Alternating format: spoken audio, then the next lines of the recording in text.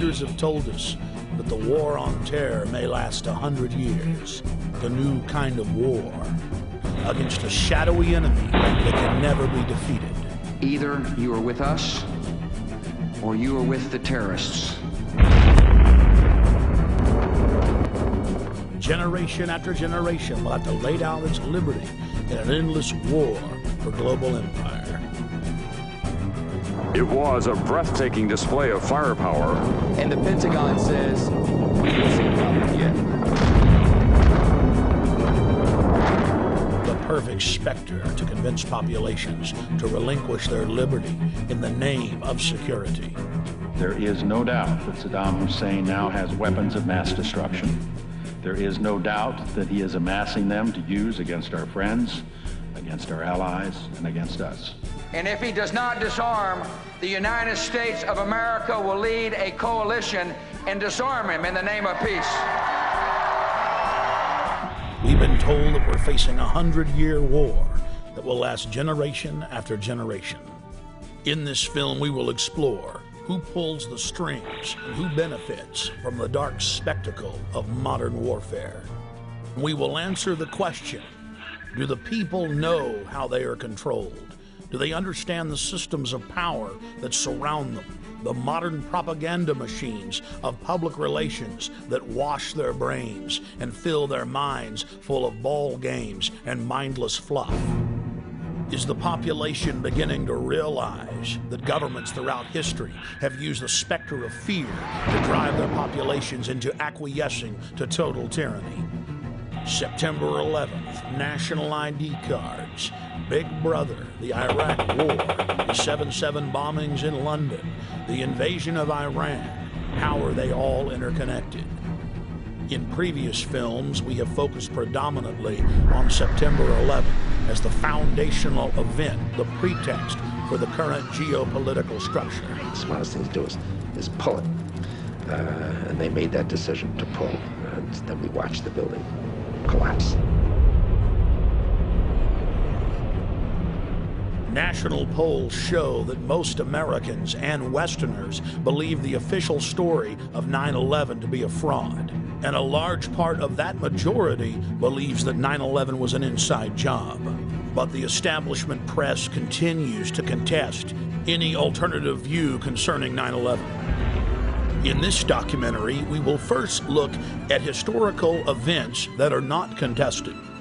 Events where the fact of government-sponsored terror is not debated, but in fact openly admitted to by Western governments. There are literally hundreds of examples of government-sponsored terrorism in modern history, or what are known as false flag operations. We're going to start by looking at just 5 past examples, then we'll look at several modern cases. What is a false flag? The encyclopedia definition reads, false flag operations are covert operations conducted by governments, corporations, or by other organizations which are designed to appear as if they were carried out by other entities. The name is derived from the military concept of flying false colors, that is, flying the flag of a country other than your own. There are many variants of false flag operations, but one of the most popular carried out by governments is to stage a terror attack or horrible criminal incident and then blame it on your political enemies. One of the best-known cases of a false flag op was carried out by the newly elected Adolf Hitler on February 27, 1933. Nazi documents uncovered at the end of World War II, as well as testimony during the Nuremberg trials, revealed what many historians already suspected, that Hermann Göring had set fire to the Reichstag, the German parliament building. The Nazis then produced their patsy, Marinus van der Lubbe, an extremely mentally handicapped young man who was found rolling around in an alley behind the Reichstag naked. Van der Lubbe was then taken before a Nazi show trial, found guilty and sentenced to death. He was beheaded on January 10, 1934. Using the crisis he had created to pass laws similar to the U.S.A. Patriot Act, Hitler became dictator and set his sights on the world. By March of 1939, Hitler had already seized Czechoslovakia. Having gained both Austria and Czechoslovakia, Hitler desired to move east against Poland. But he did not want to look like the aggressor. Hitler needed an excuse for attacking Poland. It was Heinrich Himmler who came up with a plan. Thus, the operation was codenamed Operation Himmler. On the night of August 31st, 1939, the Germans took an unknown prisoner from one of the concentration camps, dressed him in a Polish uniform, took him to the town of Gleiwitz on the German-Polish border, and then shot him. The staged scene with the dead prisoner dressed in a Polish uniform was supposed to appear as a Polish attack against the German radio station.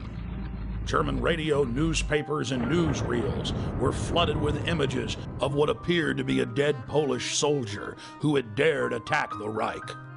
Now Hitler had his excuse to invade Poland, and the nightmare of World War II had begun.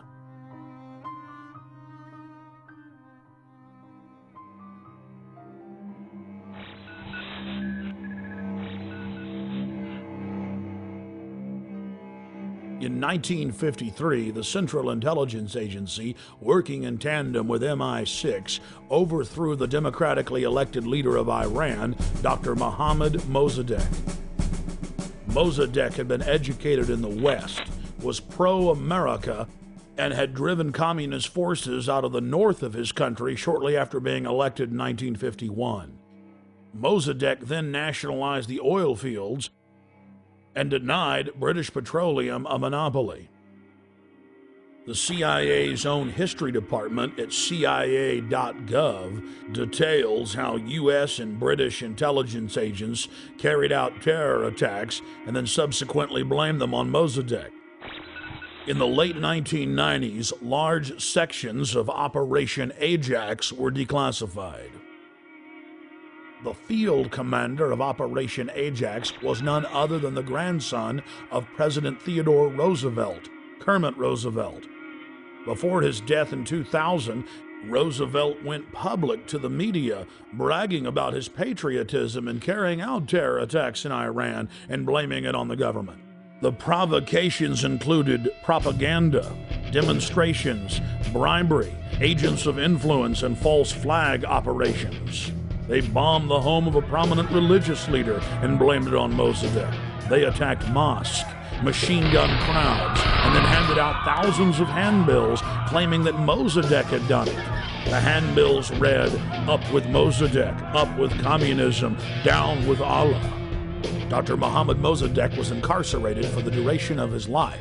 He fared better than many of his ministers who were executed just days after the successful coup for crimes that MI6 and CIA had committed. The CIA then formed the dreaded Iranian Secret Police, or Savak, and a 25-year reign of terror and torture then commenced. The operation was seen by Western intelligence agencies as a huge success. The CIA then successfully used the exact same technique in scores of countries to overthrow elected governments and dictators alike.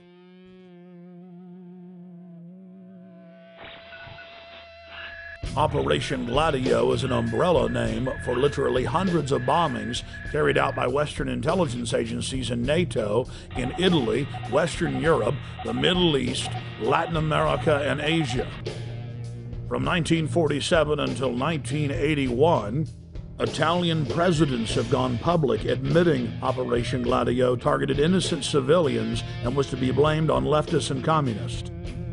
On November 22, 1990, the European Parliament had a resolution condemning the activities of Operation Gladio. The former Italian intelligence chief has come clean concerning Gladio's actions as well. Many other countries have declassified documents concerning Gladio. It is part of the public record that our government and other Western governments targeted trains, buses, schools. Several times operatives zeroed in on school buses, knowing that images of dead children would get the population hopping mad and ready to relinquish their liberties. A particularly bloody bombing at the central station of Bologna, Italy, on the morning of August 2, 1980, which killed 85 people and wounded more than 200, caused some Italian officials to break their silence and begin to expose just a small part of this wicked operation. And now the Gulf of Tonkin incident. In the summer of 1964, President Lyndon Baines Johnson needed a pretext to commit the American people to the already expanding covert war in Southeast Asia. 3 communist PT boats attacked an American destroyer off the coast of Vietnam yesterday, and today President Johnson's response was hard and tough.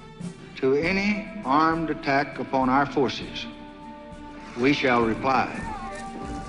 To any in Southeast Asia who ask our help in defending their freedom, we shall give it.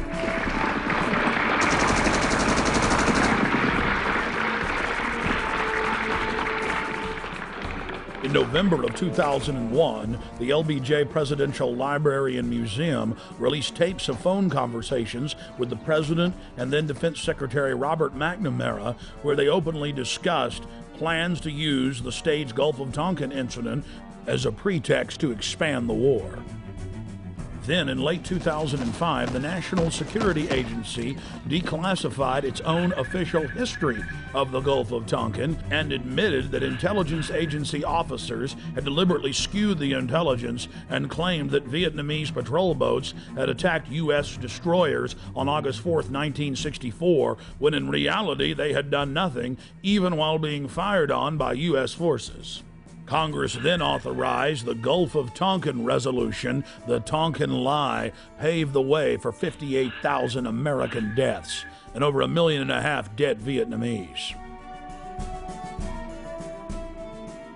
On October 6, 1976, 2 time bombs made of C-4 planted on a Douglas DC-8 aircraft exploded, killing all 73 people on board in the most deadly act of airline terrorism in the Western Hemisphere until September 11, 2001. The plane was carrying Olympic athletes from 3 countries, including gold medal winners from Cuba. Declassified FBI and CIA documents show that the convicted bombers of the flight had been given U.S. visas just days before the attack and that they were in the employ of the U.S. government. This had been reported on in respected publications for years, but has now been confirmed by multiple declassifications. Cuban plane bomber was CIA agent. Declassified U.S. government documents show that a man suspected of involvement in the bombing of a Cuban passenger plane worked for the CIA. Luis Posada Carrillas.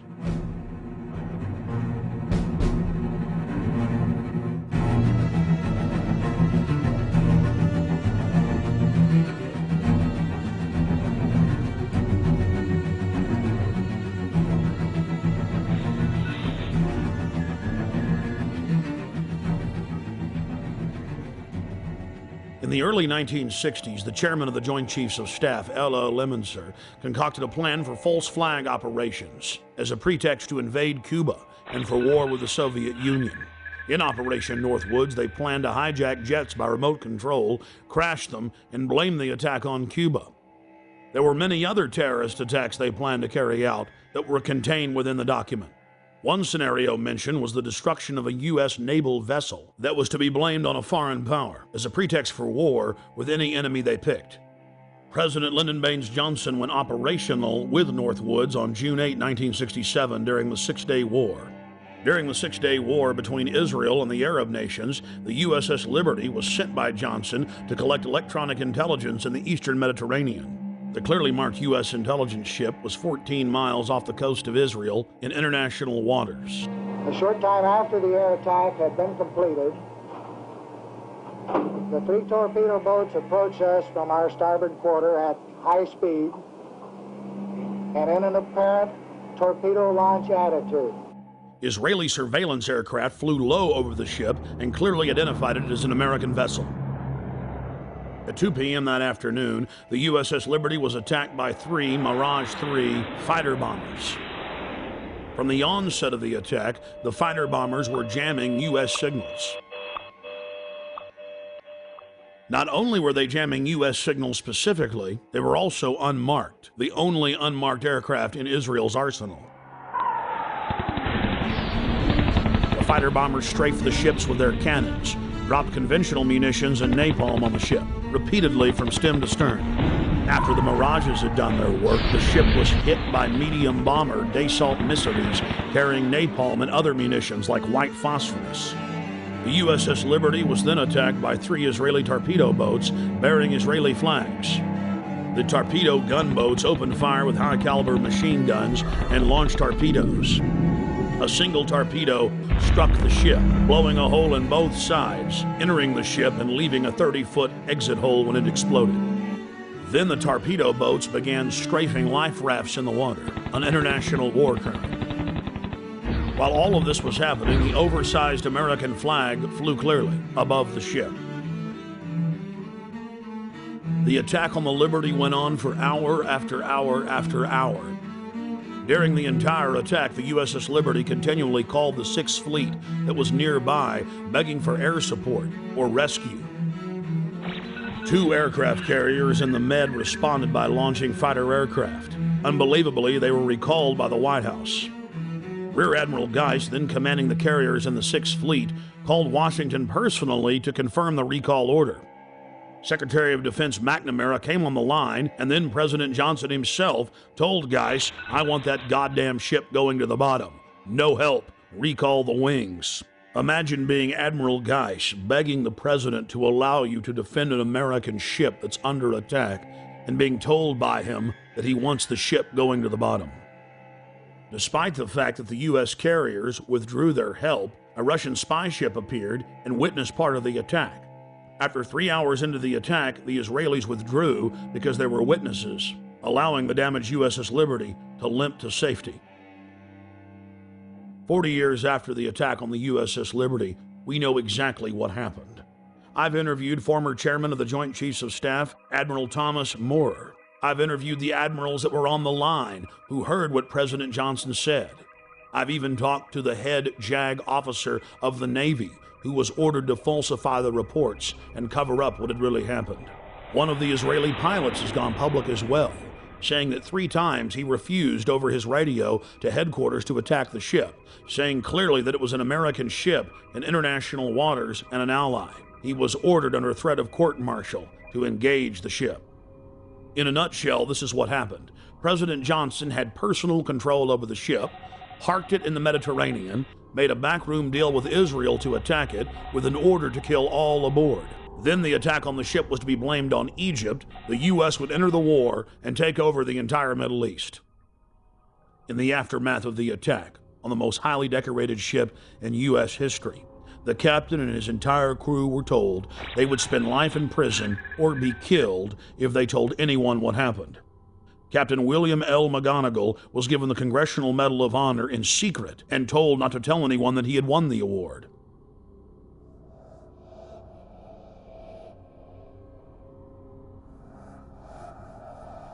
Now that we've looked at a small cross-section of historical examples of government-sponsored terrorism, let's fast forward to the horrific attacks of 7/7 in London.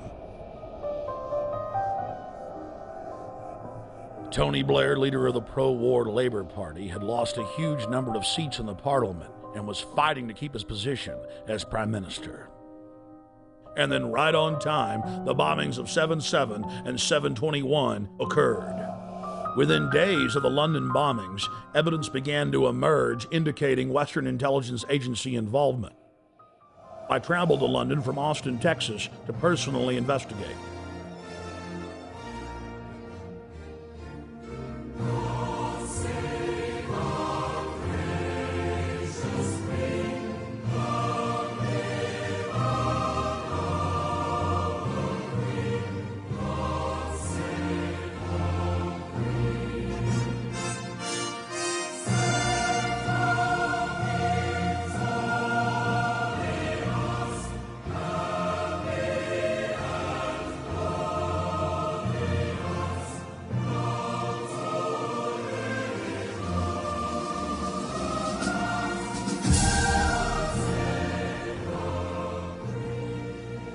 Once I arrived, I was met by Paul Joseph Watson and his brother Steve Watson, who are reporters for my news website, prisonplanet.com.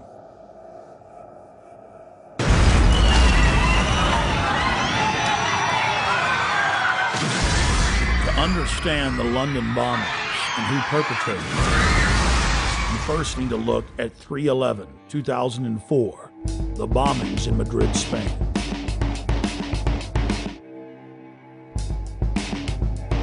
Years after the blast that rocked trains in the city of Madrid, Spain, the government admits that Al-Qaeda had no connection to the attacks. Every one of the supposed bombers had intimate links to the Spanish security services, including the head of their bomb squad. The alleged leader of the bombers, who reportedly gave dynamite to the terrorists, was connected to the Madrid bomb squad. And we see the exact same earmarks, the same MO in the London bombings that we witnessed in Madrid. On the morning of July 7th, 2005, 3 trains and a city bus were ripped to pieces when 4 military-grade explosive devices detonated. At 8:50 a.m., 3 explosive devices simultaneously detonated on 3 separate trains. Within minutes, eyewitnesses were reporting to the press that there had been multiple terror attacks, despite the fact that 3 train cars were burning wrecks strewn with dead and dying Londoners. Scotland Yard, for over an hour and a half, claimed that all of the disruptions were simply caused by a power outage in the London Underground. Power surge on the Underground, that's all we heard. I mean, the bus was about an hour after the Underground, so that's when I think everybody knew that it wasn't what it was, you know. I think it was just an excuse, power surge, whatever. Why would they say that, though, knowing it wasn't? Trying to cover up, probably, you know what I mean? So there wasn't no panic and everybody sort of like, just get on with everything, you know, so. Then, mysteriously, 50 minutes into the attack, the London Police Department orders the number 30 Hackney to Marble Arch bus to leave its normal route and to park at the corner of Woburn Square and Tavistock Place. At 9:47, a 4th bomb detonates, killing 13 civilians and injuring many others. Note, out of several hundred buses in service that morning, it's the only bus that the police take special control of and direct to Tavistock Square. I've been walking up and down this road, looking at the bus stops for a number 30. The bus stops have all the numbers of the buses on them individually. There's no number 30 on any of the bus stops. That's because the number 30 bus was specifically rerouted here on that day. To simplify it, there's no bus stop here. There's no number 30 bus stop here, no. Well, that was in the news, that it was specifically diverted here. They admitted that the number 30 bus was the only bus that was directed to a different area of the city. For what reason? Nobody knows, but they admit that. So it's very strange that for no reason it would come down this road when it was bombed. Remember, while all this is happening, the police are on radio and TV telling everyone that it's just a power failure, an outage. Meanwhile, commuters on the bus were listening to other radio reports where eyewitnesses were reporting explosions. The supposed bomber on the bus with the rucksack became panicked and began looking in his rucksack in what witnesses said was a confused and frightened manner. Weeks later, police detectives investigating the case said that all 4 of the bombers on the 3 trains and the bus didn't fit the MO, the modus operandi of bombers. They bought 2-way tickets.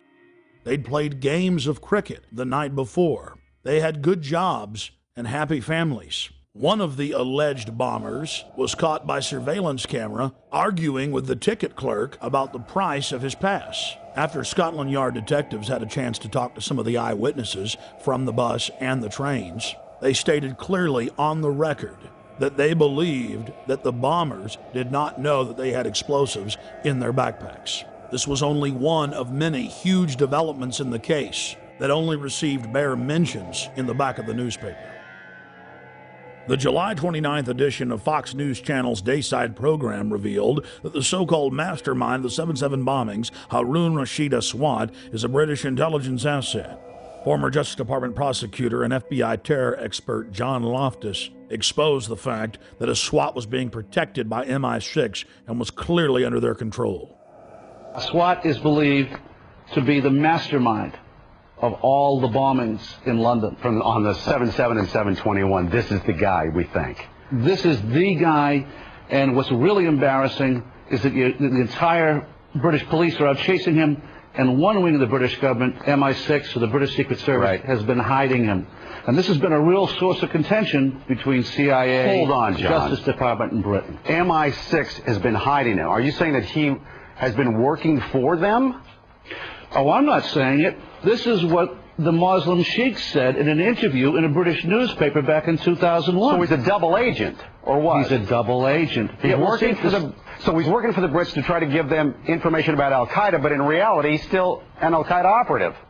Yeah. The CIA and the Israelis all accused MI6 of letting all these terrorists live in London. Now, we knew about this guy Aswat. Back in 1999, he came to America. The Justice Department wanted to indict him in Seattle because him and his buddy were trying to set up a terrorist training school in Oregon. The headquarters of the U.S. Justice Department ordered the Seattle prosecutors not to touch Aswat. Hello. Now, hold on. Why? And that's, well, apparently Aswat was working for British intelligence. Now, there's a split of opinion within U.S. intelligence. Some people say that the British intelligence fibbed to us. They told us that Aswat was dead, and that's why the New York group dropped the case.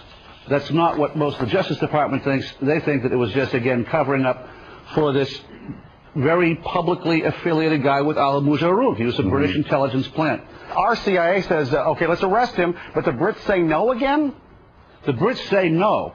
Now, at this point, 2 weeks ago, the Brits know that the CIA wants to get a hold of Haroon. So what happens? He takes off again. Goes right to London. He isn't arrested when he lands. He isn't arrested when he leaves. Even though he's on a watch list.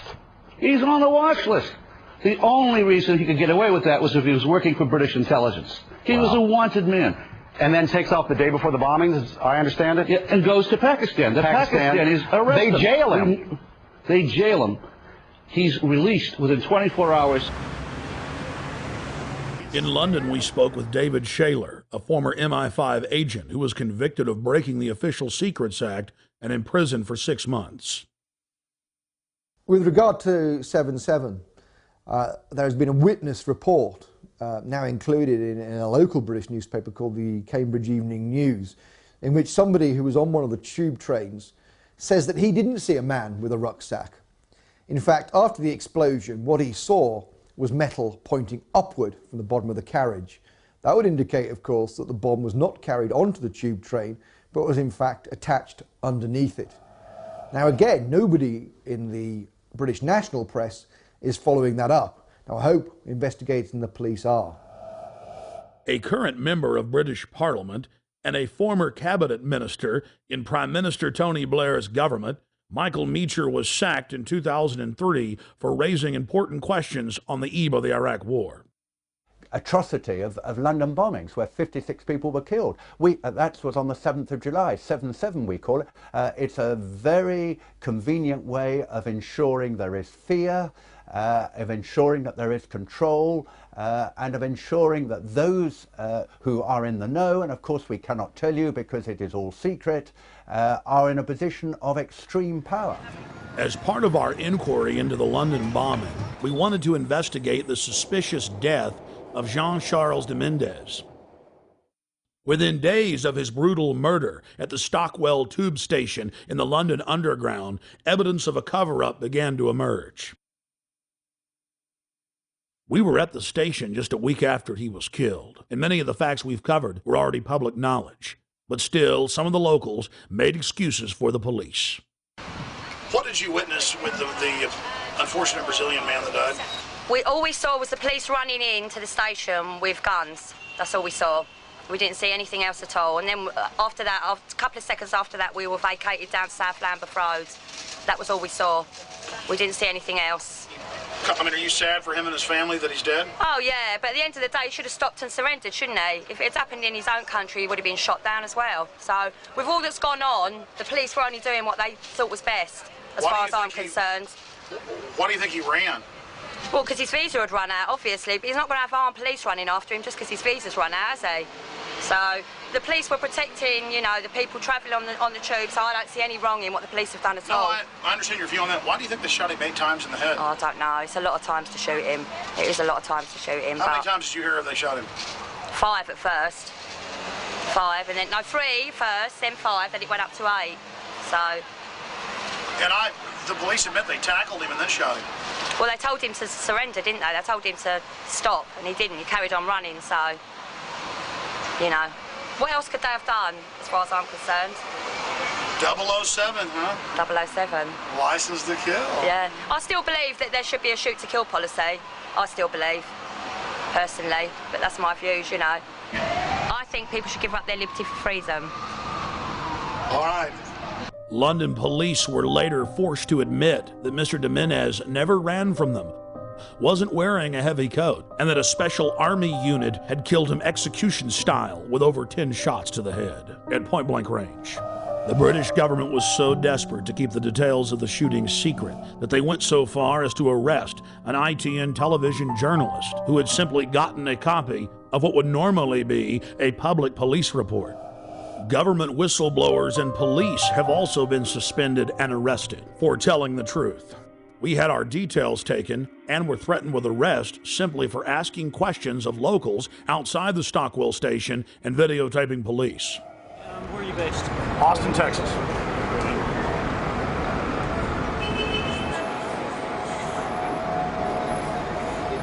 Alex, I'll take your date for 2/11/74. Would you just rather see my driver's license? No, that's okay. Well, here, just let me do it. Take it down. That's all I need, mate. Well, I mean... And you're just, you're filming for a program back in the States or something? Exactly. In fact, I think it'll probably be broken into... Think about it, yeah. Sir, what do you think about this event? I think it's very bad that has happened. What do you think should happen? I think the policy of shooting should have been more thoroughly thought out. I'm afraid there must have been a terrible mistake here. I feel very sorry for the family and very sorry for the policeman that made a horrible mistake. Yeah, it's going to be bad for everybody. It's a tragedy all around, I think. Thank you. The police first claimed that it was a hot morning when official weather reports showed that it was around 60 degrees and that Mr. Jimenez was running down the street wearing a giant padded coat with wires sticking out of it, that he vaulted over the turnstiles, charged through a crowd of pedestrians, raced onto the train, and was about to detonate bombs when the heroic officers gunned him down. The authorities then conveniently claimed that all the surveillance cameras malfunctioned that morning. Police have now been forced to admit, thanks to watchdogs in their ranks, that none of the cameras malfunctioned, and they've now released the video. The government has now been forced to admit that he was wearing a light denim jacket, and there were no wires of any type. Police that weren't part of the special military unit didn't know why they killed him. The police had followed him from his home. They knew that he was a Latin Brazilian working in England as an electrician. They followed him for 30 minutes as he walked from his home towards the station. Once in the station, he calmly picked up a Metro paper, paid for his ticket with his Metro Oyster card, and then walked onto the train. Passengers then reported that they were told to get off the train. Once they'd stepped off, still looking through the windows, they saw the Special Forces police squat on Mr. Jimenez and shoot him over 10 times in the head. Witnesses said Jimenez looked at the authorities as if he knew them. He was like a scared rabbit, and he was killed execution style. The question is why? A special military hit team stalked him and tracked him from his home to the train station, and then killed him in cold blood, making sure he was dead. It's well known that if somebody has a bomb, you don't shoot at them, and you certainly don't get near them. No, Mr. Jimenez had seen something he wasn't supposed to see. He learned a little too much, and he had to be eliminated. Within hours of the 7/7 bombings, Israeli army radio was reporting that Benjamin Netanyahu, the former prime minister of Israel, had been warned not to leave his hotel that morning to attend a meeting less than 100 yards away from one of the train stations that was bombed. The Associated Press ran the headline, "Netanyahu changed plans due to warning." Then the current Prime Minister, Ariel Sharon's office, instructed Israeli officials not to give interviews to the foreign media concerning the warning. Israel's Foreign Office attempted to spin the story, saying that they'd given a general warning to the British that day.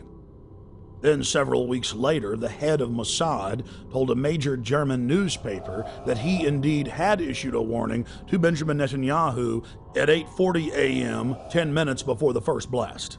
Conveniently for authorities, the bus surveillance camera malfunctioned. Something else happened that was convenient for the establishment line.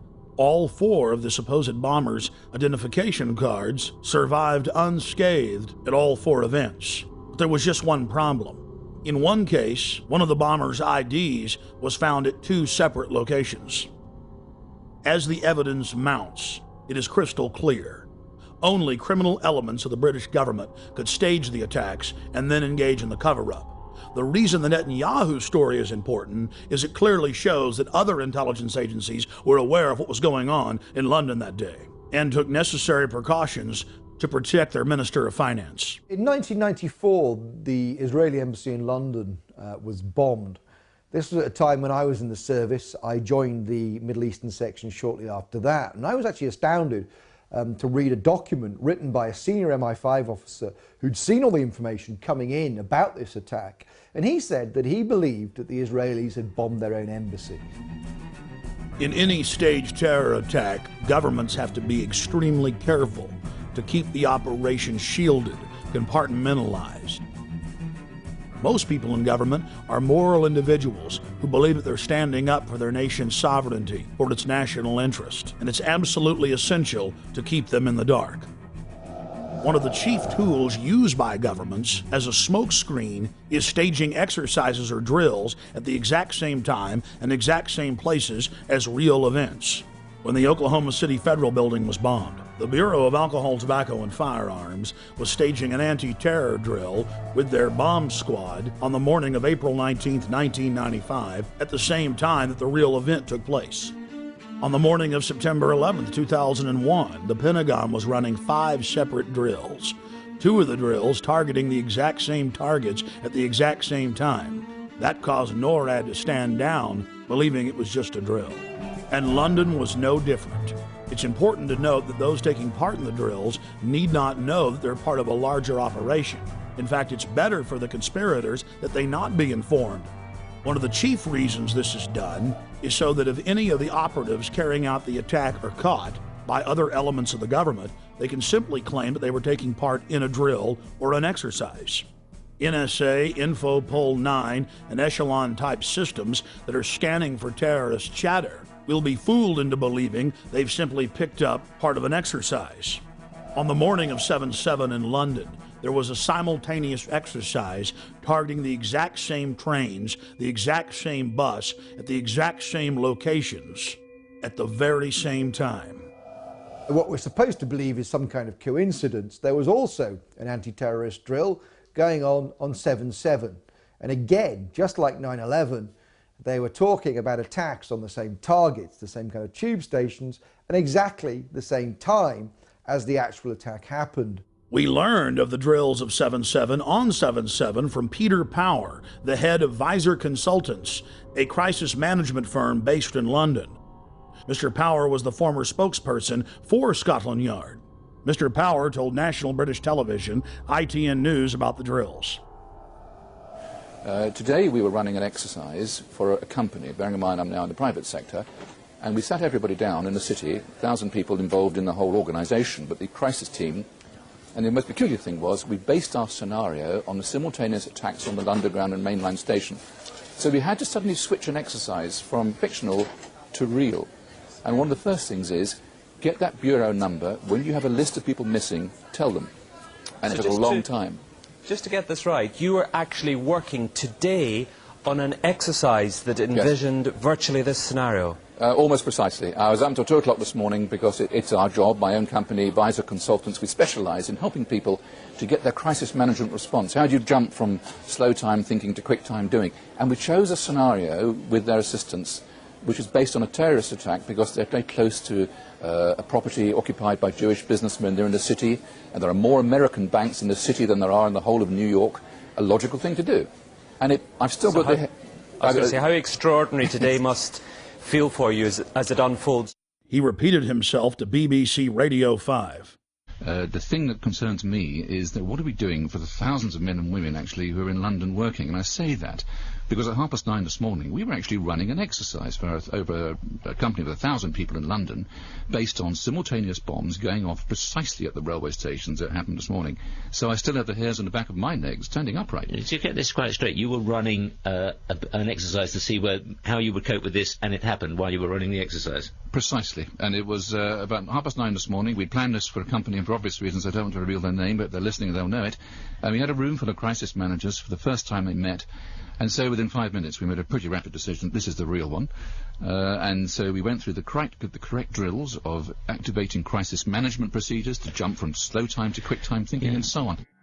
If we use a standard actuary employed by major insurance companies to calculate the probability of these events coinciding in a 10-year mean, we learn that the probability of this happening is greater than 1 in 300 tetragillion. To put that in perspective, that's a number with 41 zeros behind it. That is trillions and trillions and trillions and trillions and still more trillions times greater than all the grains of sand in all the world. To put that number in perspective, it has 41 zeros. Scientists using supercomputers have estimated that the Earth has over 7 quintillion grains of sand. A quintillion has 18 zeros. It would appear as some way of stopping the response of the emergency services or providing some kind of cover for what must be operations orchestrated in some way by the state.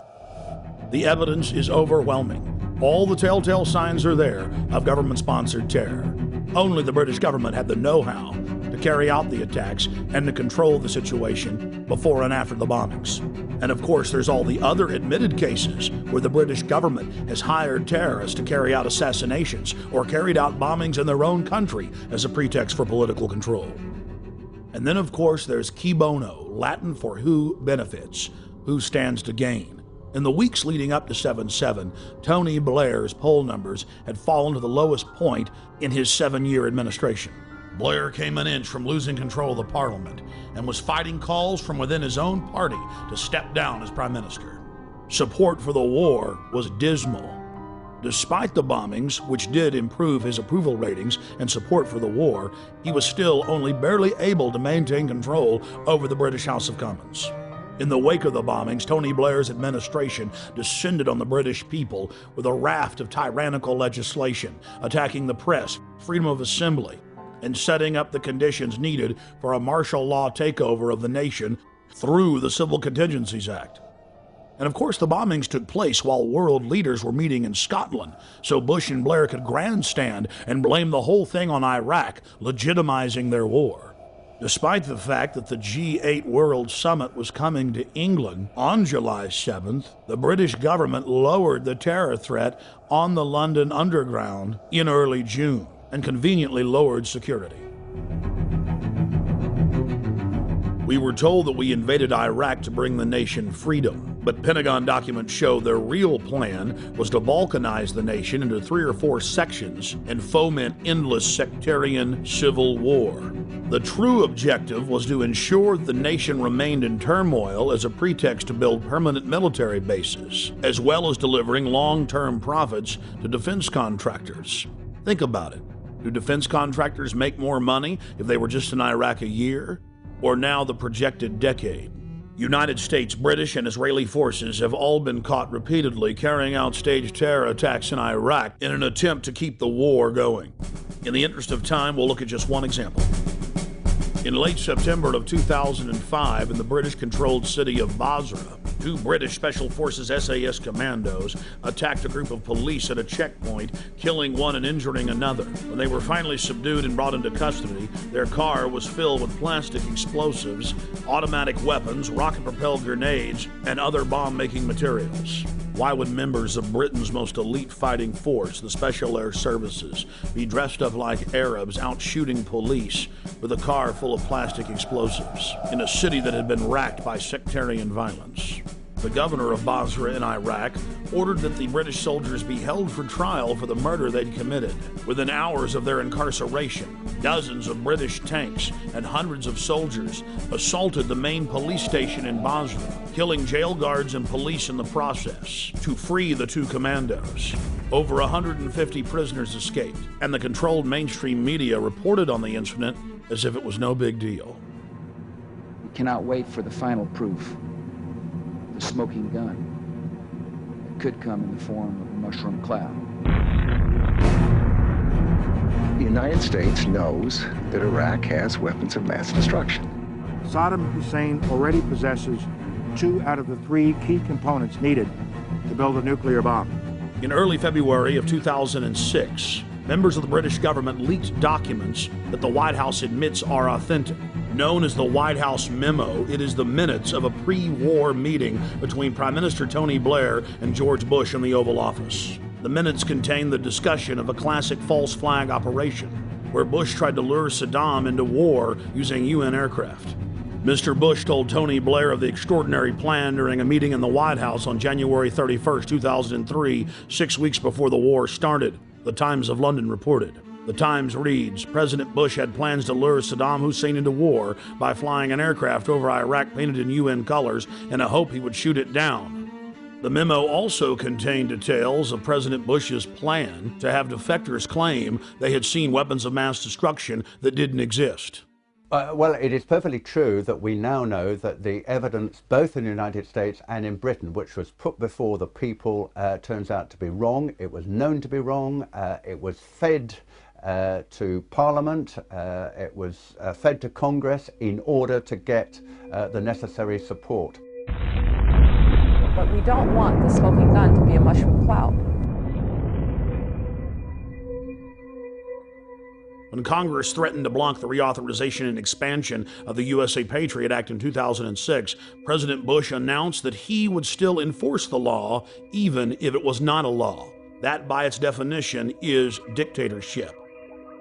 When President Bush was caught secretly paying off reporters and newspapers and television stations across the country to the tune of $1.6 billion in 2 years, the Governmental Accounting Office declared it illegal. Every single action by itself was a felony, and there were tens of thousands of instances. President Bush simply said that he was above the law, and it didn't matter if Congress said it was illegal, he was going to continue the practice. When a leader declares themselves above the law, you are living in an official dictatorship. We have found out from our time in the services that there are certain people in the press who work as agents of influence of the intelligence services. In Britain, it's very easy to reward people with privileges, with contracts, with honours, with appointments to the House of Lords, with knighthoods and so on. So no money has to change hands, but those people know very clearly that they have a job to put out propaganda on behalf of the services. Now, I have no problem, of course, with the services arguing their case in the media, but if they're going to do that, like anybody else, they should declare where they come from and why they're stating that point of view. Fortunately, as a result of our book, Spies, Lies and Whistleblowers, one of the prominent agents of influence, in fact 2 prominent agents of influence, Dominic Lawson and Con Coughlin, who both work for the Sunday Telegraph, have had to resign. Because, of course, once you're exposed as an agent of influence, you can no longer do that job because people just simply say, well, he's saying that because he's working to an MI6 brief.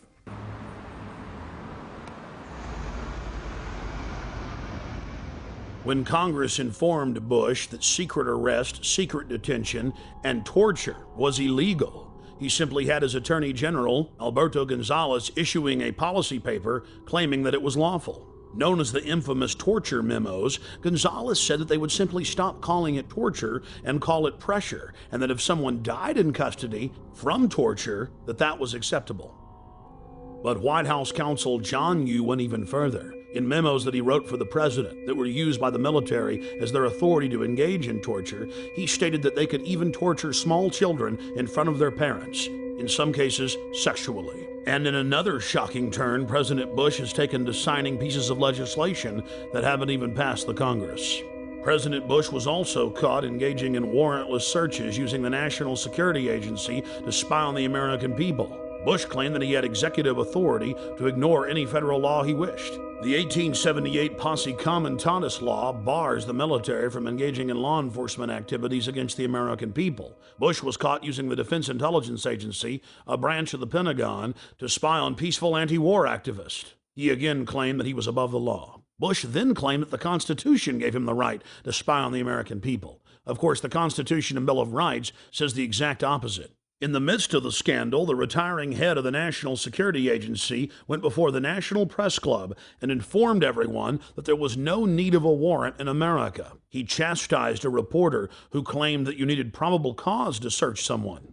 He said all that was needed was that it be, quote, reasonable, and the government would decide what was reasonable. My understanding is that the Fourth Amendment of the Constitution specifies that you must have probable cause to be able to do a search that does not violate an American's right against unlawful searches and seizures. Actually, the Fourth Amendment actually protects all of us against unreasonable search and seizure. But that's what it says. The measure is probable cause, I believe. The amendment says unreasonable search and seizure. But does it not say probable? No.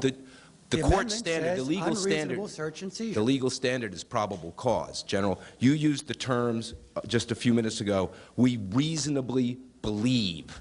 And a FISA court, my understanding is, would not give you a warrant if you went before them and say, we reasonably believe. You have to go to the FISA court, or the Attorney General has to go to the FISA court and say, we have probable cause. And so what many people believe, and I'd like you to respond to this, is that what you've actually done is crafted a detour around the FISA court by creating a new standard of reasonably believe in place of probable cause, because the FISA court will not give you a warrant based on reasonable belief. You have to show a probable cause. Could you respond to that, please? Sure. I didn't craft the authorization. I am responding to a lawful order. All right? The Attorney General has averred to the lawfulness of the order. I will now read the Fourth Amendment in its entirety. The right of the people to be secure in their persons, houses, papers, and effects against unreasonable searches and seizures shall not be violated, and no warrant shall be issued but upon probable cause, supported by oath or affirmation, particularly describing the place to be searched and the persons or things to be seized. Notice the Fourth Amendment clearly states no warrant shall be issued but upon probable cause, and that must be supported by an oath or affirmation, and particularly describing the place to be searched and the persons or things to be seized. That is the definition of reasonable. Reasonable is having a witness and having probable cause, and specifically knowing what has been done that is wrong and against the law that you're searching for, not just, oh, we say we're being reasonable. The National Security Agency director clearly knew what he was doing. He knows that 99% of Americans have no idea what the Fourth Amendment actually says. So he claims that it's okay for them to spy on us without a warrant, counting on us being ignorant. That ignorance needs to end. Or maybe he's looking at a Fourth Amendment that the rest of us haven't seen. Several years into the occupation of Iraq, President Bush told the world that they had freedom of the press. Now it's been revealed that if you write one story critical of the occupational government, you are instantly arrested and sentenced on average to 30 years in prison. In some cases, reporters are simply executed or tortured. Then it came out that the Pentagon was covertly controlling almost every major newspaper in Iraq, and that PR firms were writing most of the stories in the United States. But it's not just going on in Iraq. Billions and billions of dollars a year are spent paying off reporters, planting fake news stories, and producing fake newscasts. The military calls this InfoWars, seizing the mind of the enemy, and they are treating the American people like an enemy. When you learn that the Pentagon, the CIA, and the White House are openly engaging in military-style propaganda against the American people, then you begin to realize why large portions of the American population simply don't have their facts straight. We asked David Shaler about MI5 and MI6 connections to Al-Qaeda. I learned from an operation in which MI6, the British External Intelligence Service, had funded Al-Qaeda to carry out an operation to try and assassinate Colonel Gaddafi of Libya.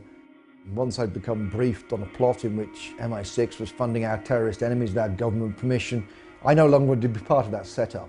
We also spoke with former MI5 agent Annie Mashan, herself a whistleblower exposing MI5 and MI6 wrongdoing.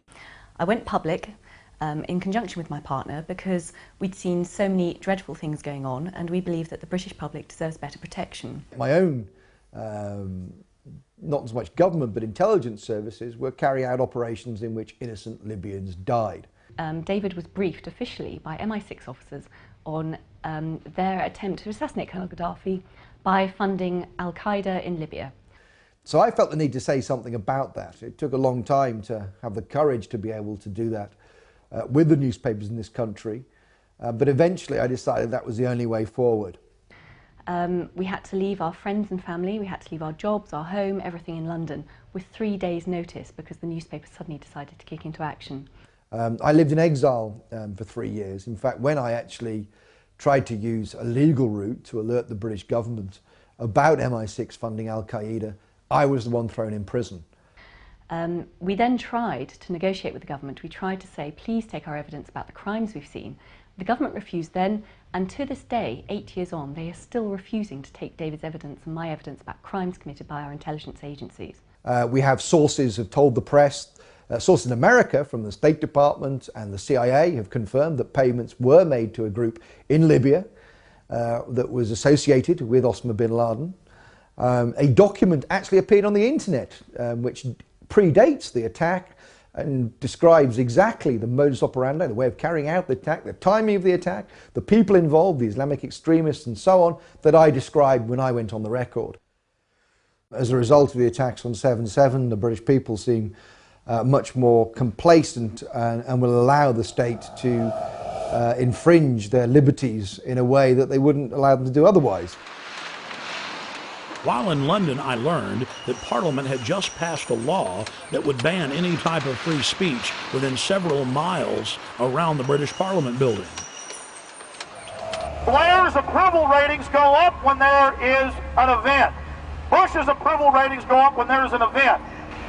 What, quote, Muslim extremists in their right mind would carry out an operation that would empower the New World Order global empire whose epicenter is London and New York and D.C.?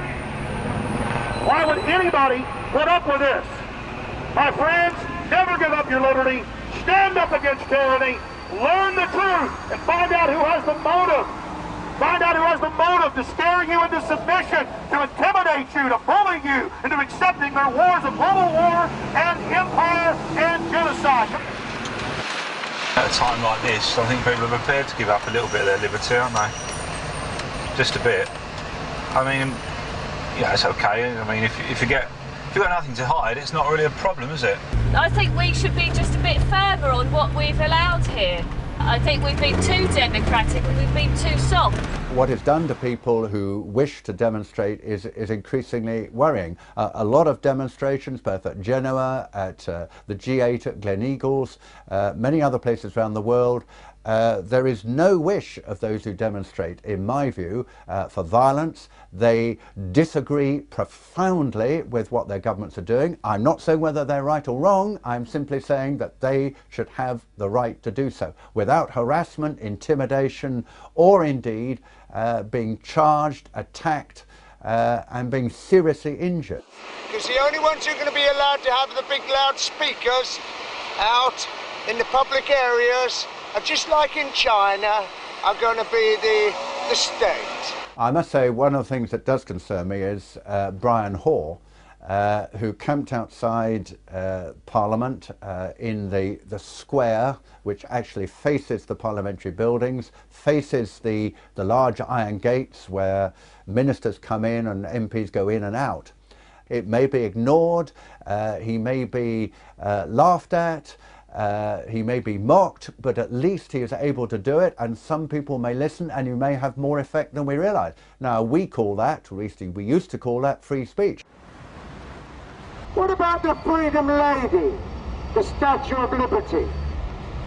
Well, I did hear a rumor that the Statue of Liberty has been brought in for questioning. She may be with Al-Qaeda.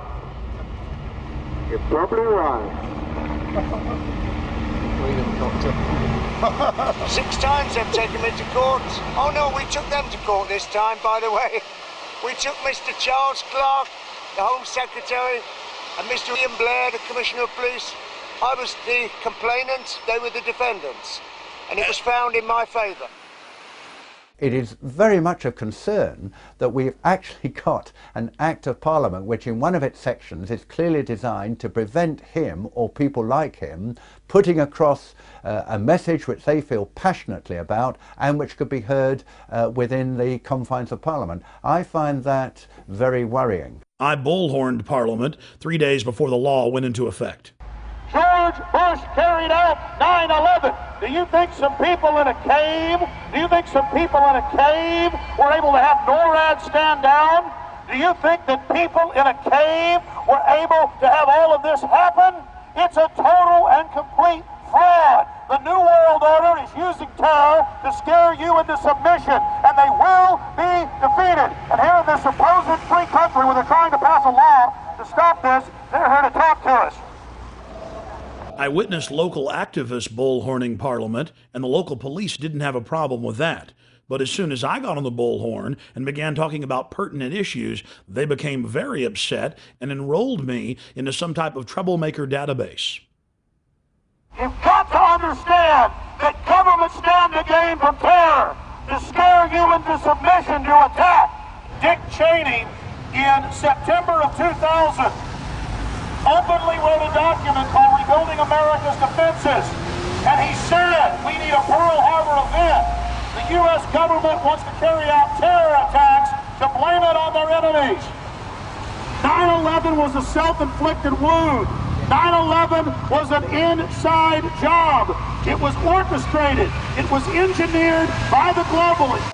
A few weeks after returning to the United States, I then read in the newspapers in horror that I had indeed been enrolled in a terrorist database. The identity cards, the compulsory identity cards that have been proposed for the first time in our history, around about 80% of the British people oppose the introduction of these cards. And it's not just cards, it's the databases that go behind that allows the state to access private information and so on. And yet as a result of 7/7, it seems that these things will be steamrolled through our Parliament. Wherever we look at the moment, there are assaults on civil liberties, as a result, of course, of the so-called war on terror. Similar guidelines have been implemented inside the United States. A Virginia anti-terror training manual lists property rights activists as potential terrorists. A Texas manual lists those wearing Levi's jeans, having cell phones, and who are, quote, friendly towards the police as potential terrorists. In Arizona, they list those that make frequent references to the U.S. Constitution as potential terrorists. All of these guidelines have been produced by the federal government and distributed at the state level.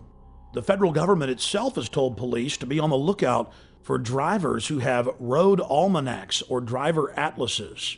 All across the planet, governments are restricting free speech and setting up so-called free speech zones to stop their populations from demonstrating. Months later, Paul and Steve Watson came to Texas and joined me live on my radio broadcast to discuss the aftermath of the London bombings. We are joined in studio by Steve Watson and Paul Watson. Guys, you've been in the United States now for about 7 days. How have you liked it? It's been pretty good so far.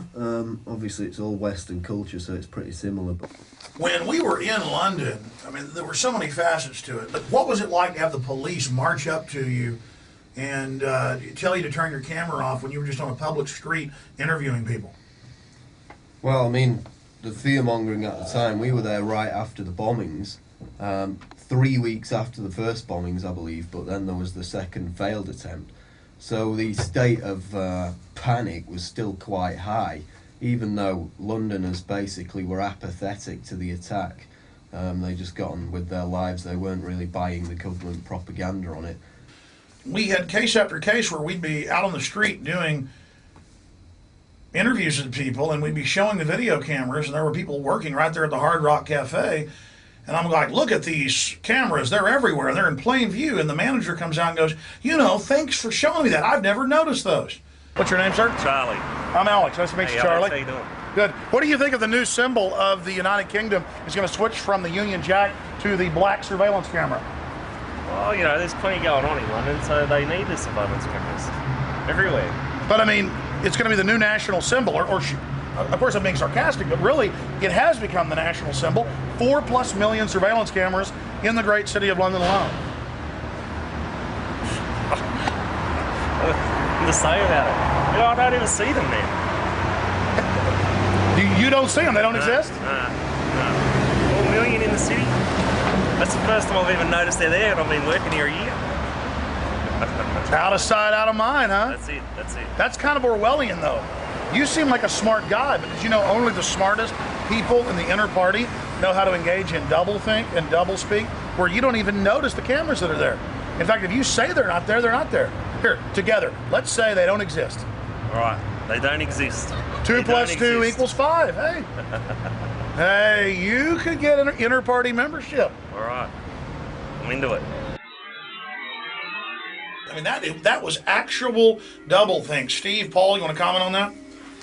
Well, let me read a quote from Orwell from 1984. Doublethink is an unending series of victories over your own memory, reality, control. To know and not to know, to be conscious of complete truthfulness while telling carefully constructed lies, to hold simultaneously two opinions which cancelled out knowing them to be completely contradictory and believing in both of them, to use logic against logic to repudiate morality while laying claim to it. And this is exactly what we saw over and over again in London. You've got a nest of, 6 or 7 cameras and people are out there saying they've never noticed them. It's like, it's a survival mechanism to deny reality, but at the end of the day, it's not even a survival mechanism, it's quite dangerous. We were asking the attitudes of taxi drivers about the bombings. They were all quite ambiguous. They kind of believed the government line at that point. Do you ever wonder who's really behind it? Well, I've heard there's people who think that other governments are behind it. You know, British governments, American governments, people have said that. Oh, really? You heard that some people think it's the government? Yeah, I've heard that. Really? How popular is that view? Pretty unpopular, I would have thought. It is straight out of George Orwell's 1984. This poor woman thinks that if you give up your liberty, you supposedly get freedom. Yeah, well, we went to Stockwell tube station where they shot the Brazilian man. We basically noticed this woman who was working on the fruit stall. She'd been interviewed on the BBC, I'd seen her on there, so we went over to interview her. We were talking to her, and Alex asked her if she would sacrifice liberty for security. And she came back with, yes, I'll sacrifice liberty for freedom. I think people should give up their liberty for freedom. Liberty and freedom are the same thing. We then asked her again to clarify, just in case she made a mistake, and she said the same thing again. She was willing to give up liberty for freedom, which is really, it's direct doublethink, because the two things mean the same thing. We found the same mindset in Crawford, Texas, outside Bush's ranch, that we witnessed in England. Populations who are willfully ignorant, who revel in being lied to. Well, we're on our way out to Crawford, where President Bush is vacationing for 5 weeks. He spent about 1/4 of his time in the administration out here at his Hollywood set. Though he admittedly is afraid of horses and cows and many other forms of wildlife, and of course he was born in Kennebunkport, Maine, and spent most of his life there, he likes to put on a cowboy hat and a big belt buckle and strut around. He meets with all these different world leaders and decides to, basically how to carve up the world. He meets with the Saudi leaders and holds hands with them. He meets with Ariel Sharon. He meets with leaders from all over the world, but he certainly doesn't meet with the mothers of dead soldiers.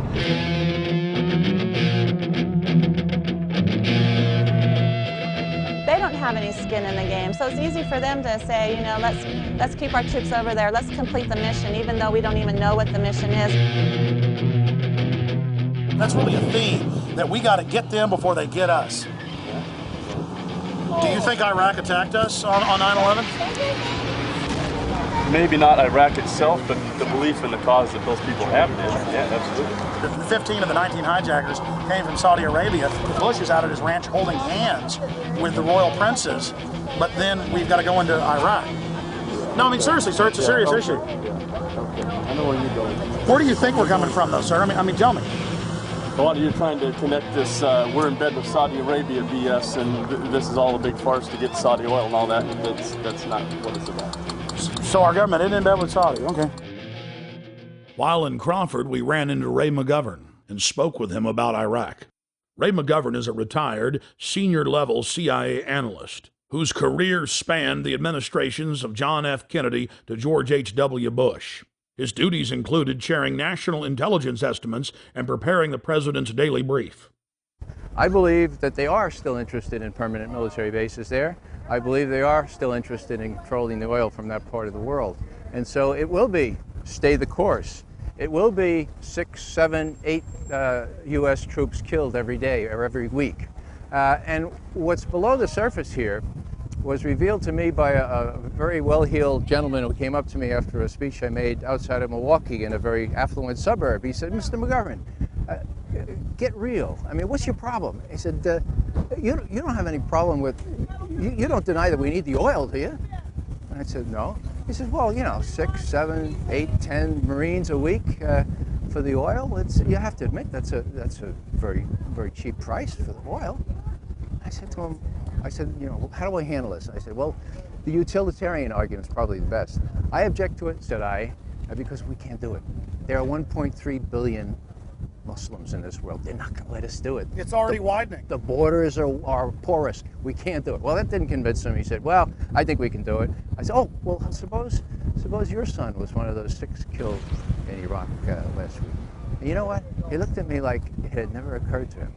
And it wouldn't have occurred to him because it wouldn't be his son, you know. It would be the sons from the farms, it would be the sons from the cities. And so he said, well, I don't buy that either. So I thought, well, maybe I'll try a moral argument on it. I said, well, are you one of those that likes to have the 10 Commandments brought into the schoolhouses and the courtrooms of this? He said, oh, that's a great idea. I said, well, you know, if memory serves, there's one that says, thou shalt not covet thy neighbor's oil. I mean goods. Don't bear false witness. There's one, don't forever what. There's one that says you shouldn't steal.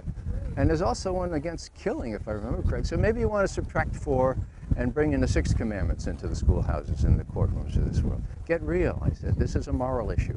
We shouldn't be going around killing unarmed civilians and causing more violence where violence is endemic. And what did he say, sir? He turned on his heel, marched out to his SUV, prayed for cheap gasoline, and drove home. I want the oil. Let's educate them, bring them into democracy, and take their oil. Apparently somebody took too much yellow acid and got, you know, the story wrong. The majority of the construction, and the vast majority, like I'd say 90% of the construction that I saw wasn't with the Iraqis, it was with the American bases that they were building. Concrete structures, incredibly permanent, designed to house thousands of soldiers for a long period of time. The American people are being kept in the dark about all this. If it weren't for shows like yours and for a few others and the internet, people would never have a chance to learn the truth of this.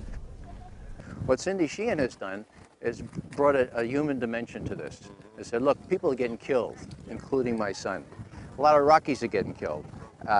Why don't we face up to whether this war makes any sense at all? Do we really want to have our young people sacrificed for what? We don't know. We don't know what's going on. To tell you the truth, my kids don't know the things that are involved in the decisions I make at my house. And that doesn't mean that they need to be involved in the decisions, because I know better than they know. It's because I'm more informed, and I'll give him that same benefit. You know, we did elect him. Where have we lost our freedom? All across the... Where? They're using Homeland Security against topless bars. They're using Homeland Security against toy store owners. They're using Homeland Security against pot dealers, and that's wrong. They're using Homeland Security, quote, against gang members. It's admitted. Are you familiar that the Gulf of Tonkin never happened? LBJ tapes have now been released. We went to war. Well, you know, I just got to point out to Wolfowitz and Pearl and Feith and Abrams and Wormsers, you know, people like that, who this has been their plan, and it's about, you know, it's about imperialism. It's about abusing a nation's natural resources. It's about greed and power, and it's nothing about keeping America safe or freedom and democracy for the Iraqi people. I believe that America right from the start of the Bush administration, has been focused on the use of American military power in order to extend control by America of strategic areas in the world.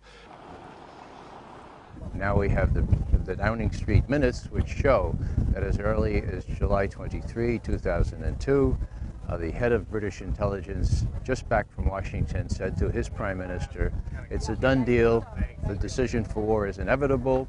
The war will be, quote, justified by the conjunction of terrorism and weapons of mass destruction, and intelligence and facts would be fixed around the policy of war." There's the proof that the intelligence, all this justification in quotes for the war, was a fraud from day one. The Project for a New American Century, the think tank, with the report called Strengthening America's Defenses. This is frankly a demand for full spectrum dominance by the United States.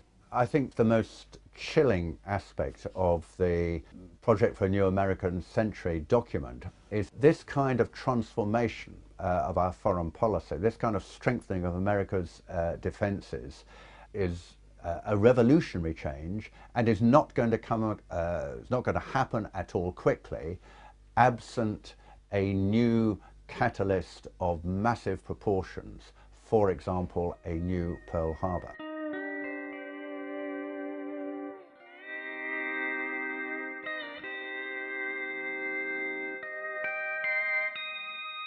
In Crawford, Texas, we found individuals who believe the weapons of mass destruction were found in Iraq.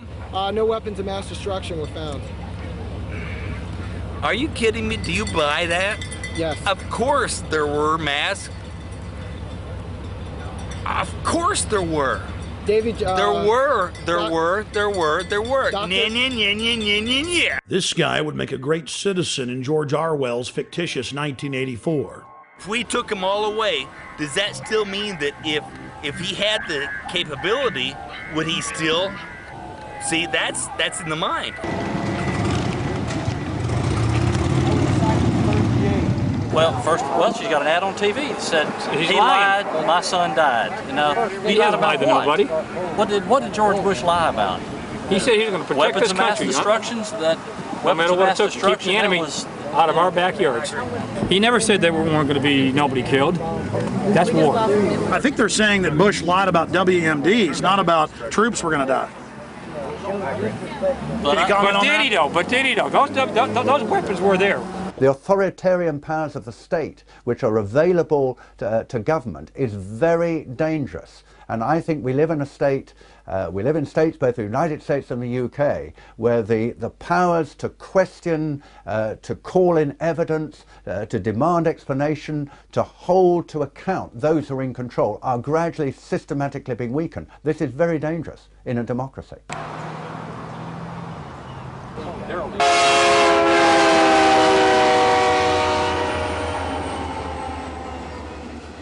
Now, Dick Cheney and John Bolton and others have been saying Iran poses an immediate danger. They could get a nuclear weapon before we know it. All the same things they said about Iraq.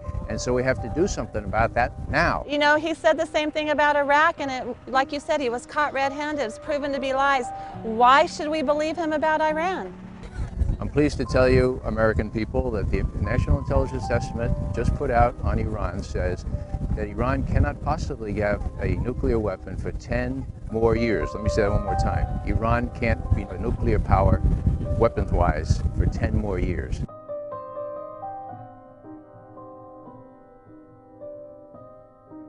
We have to look at whether our governments are creating enemies so that they can justify what they do. Of course, two of the biggest funders of American presidential campaigns are the oil industry and the arms industry. And it's in their interests that we invade places like Iraq. We're going to let the Israelis, or we're going to do it ourselves, attack the nuclear facilities in Iran. Now, people say, that's crazy. That is absolutely crazy. I agree.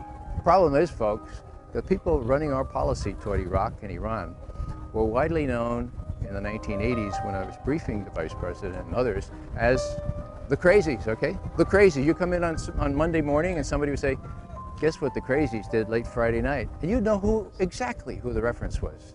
It was to Wolfowitz, it was to Pearl. So all the same folks, some of them who deserted the sinking ship like proverbial rats, okay? But it was Feith, Wolfowitz, and the rest of them. They were the crazies. There's a lot of other people that have a dissenting opinion about this war, and has another view of this war other than Cindy Sheehan, and other people have lost sons in this war and daughters. She needs to really go home and do this little protest some other way besides trying to make things sound like she's the only voice of America. 3 weeks later, this gentleman and many others got their wish. Free speech was banned for hundreds of square miles around Bush's Crawford Ranch. Now you can only protest on private property or designated free speech zones where no one can even see your protest. Look, tourist stuff's popped up here now. Let freedom ring. We decided to cap off our day in Crawford by traveling down the public highway to where the Secret Service had blocked off the public road 2 miles before the entrance to Bush's ranch. We were promptly told, as if America is now a third world police state, to get out of there, despite the fact that we were credentialed press. You need to get back in your car and keep Stevie. Really? Yeah, you have to get off the road. Oh, we're off the road. Okay. Or is it all right to stand over here? Past your cars where you can stand. Oh, but the barricades are here. So let me get this straight. You believe that the U.S. government crashed those airplanes into the World Trade Center? Yes, the evidence shows it. You're full of Take a hike. The whole point about 9/11 is that it gave a pretext for a preconceived plan. That plan is in the PNAC document, which precedes 9/11 by almost a year. It became clear to us that the administration was using the corruption of intelligence to justify a war that need not happen. In my opinion, when you look at the details of 9/11 and you read reports that there were planes that supposedly contained terrorists but did not take off that day, and that the Flight 93, for example, was supposed to be aimed at either Capitol Hill or the White House, you're in fact looking at a coup d'etat, that they wanted to destroy the infrastructure of American government. There are a host of unanswered questions on all of this. The reason they're unanswered is because this president, this administration, will not answer the questions. Why is it that perhaps the biggest question of all, why is it that after, on 9/11, 8:20 a.m., when it was undoubtedly, without any question, one of those planes had been hijacked, between 8:20 and 9:38, when the Pentagon was hit, an hour and 20 minutes, no US airplane was put into the air. There were drills on the day of 9/11 in which the American Defense Forces were supposed to be dealing with mock hijackings. Obviously, those would have slowed down the response of national defense to the hijacked airliners. If American passenger jets go off course and they are tackled by American fighter jets, the default position is to shoot them down. And yet in this case, of course, none of that happened.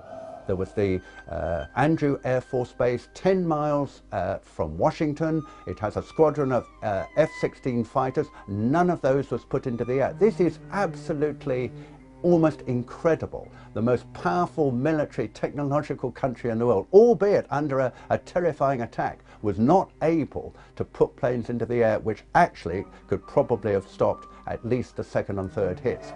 And we've got to ask why George Bush sat there with a group of school children for 16 minutes after he'd been alerted to a plane going into the second tower. The president's in Sarasota. He's told that the second plane has hit the World Trade Center. And the Secret Service guy immediately says, "We're out of here." The president stays for 30 minutes, folks, for 30 minutes. Now, how do you explain that? I've talked to all manner of Secret Service people. They say, "We're out of here" was exactly the right reaction. Everyone knew where the president was. If not the president, you might have had some concern for these little kids. Why did he stay for 30 minutes? Why was he countermanded?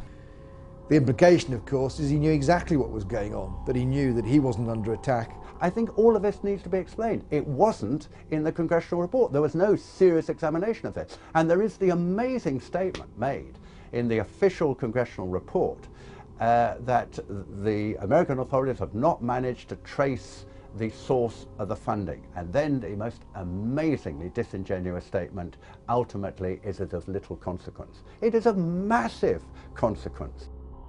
The head of Pakistani intelligence at the ISI, Lieutenant Mahmoud Ahmed, requested Omar Sheikh, who is a well-known Islamic extremist who is now actually in prison in Pakistan, to wire $100,000 to Mohammed Atta, who was the lead hijacker. It is absolutely astonishing that that lead has never been followed up.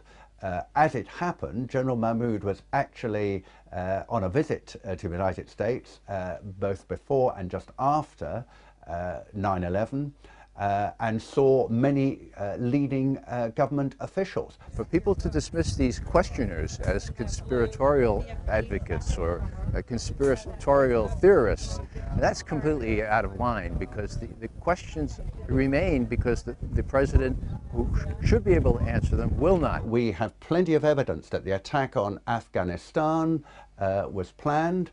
Because after the negotiations with the Taliban broke down in the United States, I think they went to Houston in Texas in about July, and there were later discussions at about this time in Berlin, where US officials made absolutely clear to the Taliban representatives in this famous phrase, either we will provide you with a carpet of gold, in other words, if you supply a pipeline across Afghanistan, you ensure the security of the country, you guard that pipeline, then we can do a deal with you, otherwise we will bury you in a carpet of bombs. In the years since 9/11, scores of highly regarded individuals have gone public to express their serious doubts about 9/11. These include former presidential advisor and CIA analyst Ray McGovern, the father of Reaganomics and former Assistant Secretary of the U.S. Treasury, Dr. Paul Craig Roberts, BYU physics professor Stephen Jones, former German Defense Minister Andres von Bülow, former MI5 officer David Shaler, former Blair cabinet member Michael Meacher, former chief economist for the Department of Labor during President George W. Bush's first term, Dr. Morgan Reynolds, and many more. Out of the countless prominent personalities questioning the official 9/11 fable, Gore Vidal, award-winning author and historian, has raised some of the most important points. You spoke about some of your questions concerning 9/11 and how your father had helped write some of the rules for Intercept. Can you speak to your questions concerning 9/11, please? Well, there was a big story about in the India Times, which is a very good newspaper, and it was about 9/11. And we had just found out, the world had found out, that Mohammed Atta, who was a Saudi Arabian guy, but seemingly working for Osama bin Laden, that he was in charge of the planes that crashed into the New York buildings. Well, the story is really more complicated. What struck me immediately, my father was director of air commerce under Franklin Roosevelt. My father, who was been one of the original Army Air Force flyers in World War I, he had put in a lot of sort of safety things.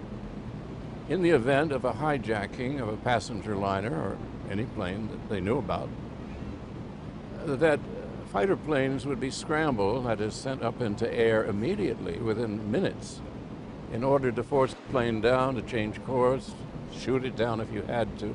And you don't need orders from the president, the vice president, or anybody else. That's the law. Well, they didn't go up after 9/11. Everybody knew what had happened, and the planes were still on their way to Washington to hit the Pentagon, when suddenly from Otis Air Base comes one fighter plane. Otis Air Base is in Massachusetts. Might just as well have been in Canada. That was the only fighter plane which, according to law, they all should have been up there, and not one went up. Well, that could only happen if somebody had told them to stand down, not to respond, to what was, after all, their sworn duty. The Times of India broke the story, and then that well-known radical rag, the Wall Street Journal, also wrote about it. I thought by then places like the New York Times would have waked up, but the New York Times is incapable of waking up to anything important. Months before 9/11, on June 1st, 2001, Dick Cheney ordered then Secretary of Defense Donald Rumsfeld to issue this order to NORAD and the Pentagon. The document revoked their standing orders to shoot down errant or hijacked aircraft and instructed them to stand down until they were given orders by the President, Vice President, or Secretary of Defense. Then on 9/11, NORAD and the Pentagon waited for over an hour while the attacks were taking place for the orders to defend America that never came. Here is Transportation Secretary Norman Mineta testifying before the 9/11 Commission about an aide coming in to the Vice President on the morning of 9/11 as what was reported as Flight 77 was approaching the Pentagon. From the exchange, it is clear that Dick Cheney was ordering an ongoing stand down.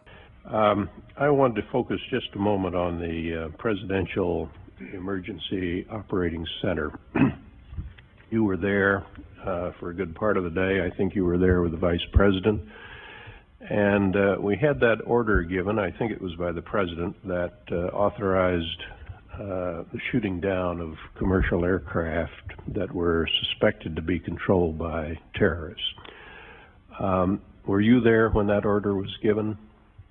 No, I was not. I was made aware of it during the time that the airplane coming in to the Pentagon. There was a young man who would come in and say to the Vice President, the plane is 50 miles out. The plane is 30 miles out. And when it got down to the plane is 10 miles out, the young man also said to the Vice President, do the orders still stand? And the Vice President turned and whipped his neck around and said, of course the orders still stand. Have you heard anything to the contrary? Well, at the time I didn't know what all that meant. And the flight you're referring to is the flight that came into the Pentagon. Vice President Dick Cheney had bound the hands of the military behind their backs, and he was refusing to cut them.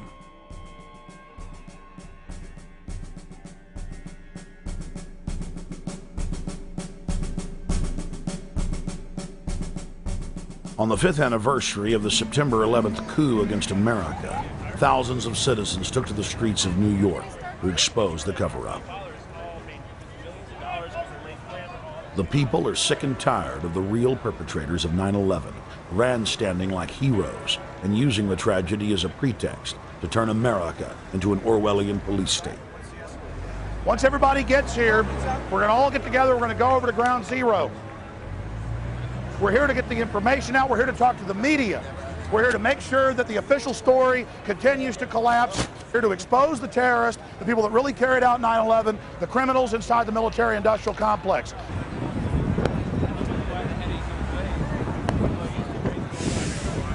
The vast majority of New York firefighters and police that we spoke with, off the record, said they knew that 9/11 was an inside job.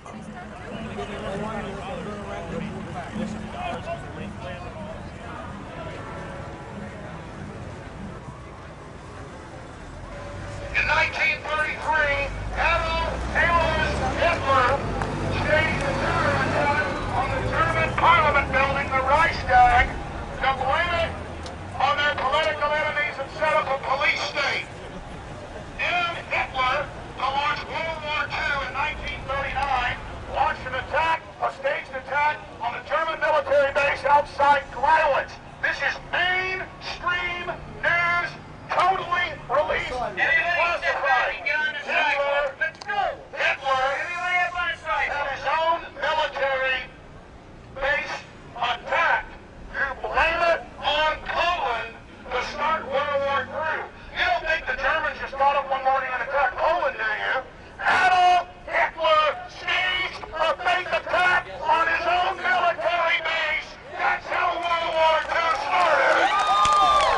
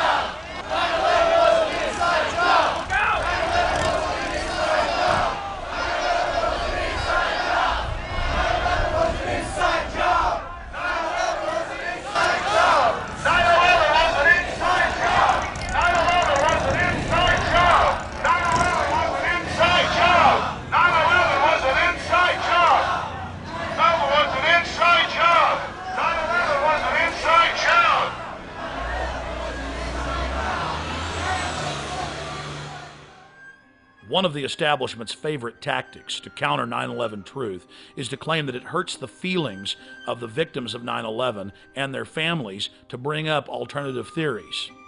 Bill Doyle is the head of the Coalition of 9/11 Families, the largest 9/11 victims organization.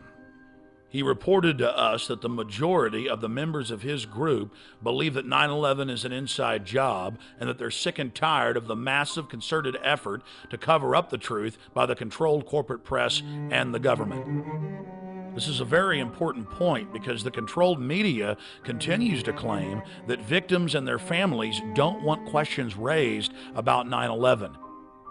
Every single 9/11 group we've talked to wants the investigation reopened and believes that there is a cover-up at the bare minimum.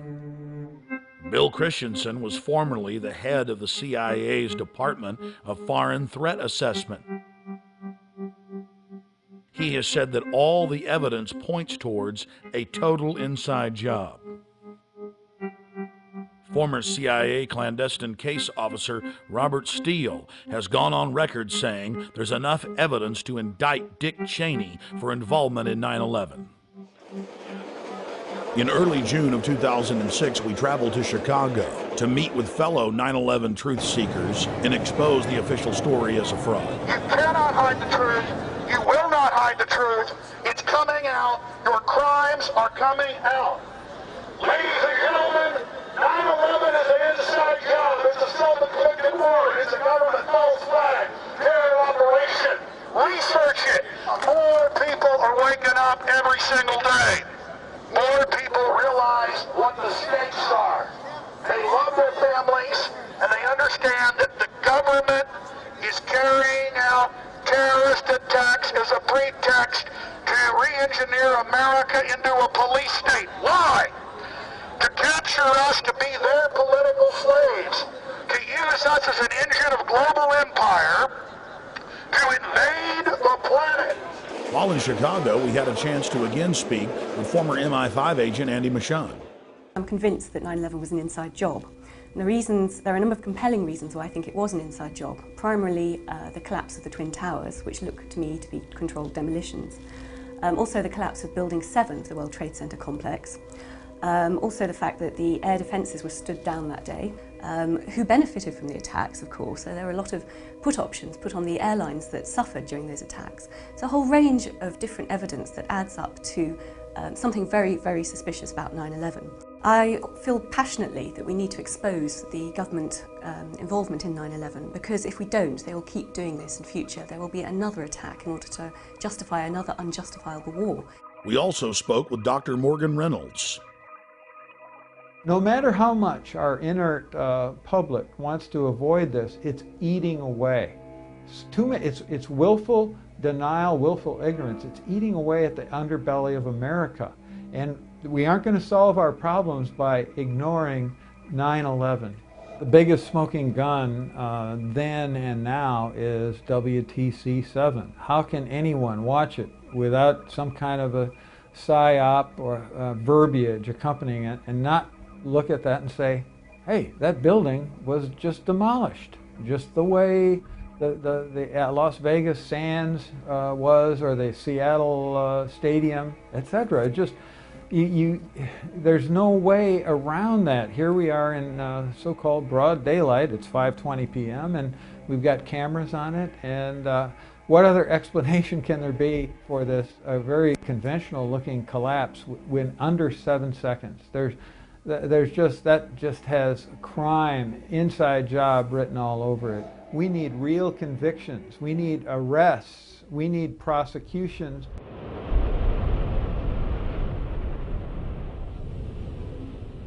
We also had a chance to speak to Professor Stephen Jones, who is a doctor of physics, concerning new bombshell evidence that conclusively proves that thermite was used to cut the main pillars in the World Trade Center towers. There is this molten material flowing out of the South Tower just before its collapse. There's a large quantity of yellow hot metal. And then I read about these pools of molten metal underneath both towers and Building 7 after their collapses. Now that fits like a glove with the thermite reaction, which produces molten iron. You also see in these videos of this molten metal coming up, you see this white ash, this dust that comes off. Now that combination, yellow hot molten metal, white ash floating away, that's his signature characteristic for thermite. And then finally, we got some samples of this metal, the previously molten metal. Using advanced techniques like proton-induced X-ray emission and an electron microprobe, we found out what's in these samples.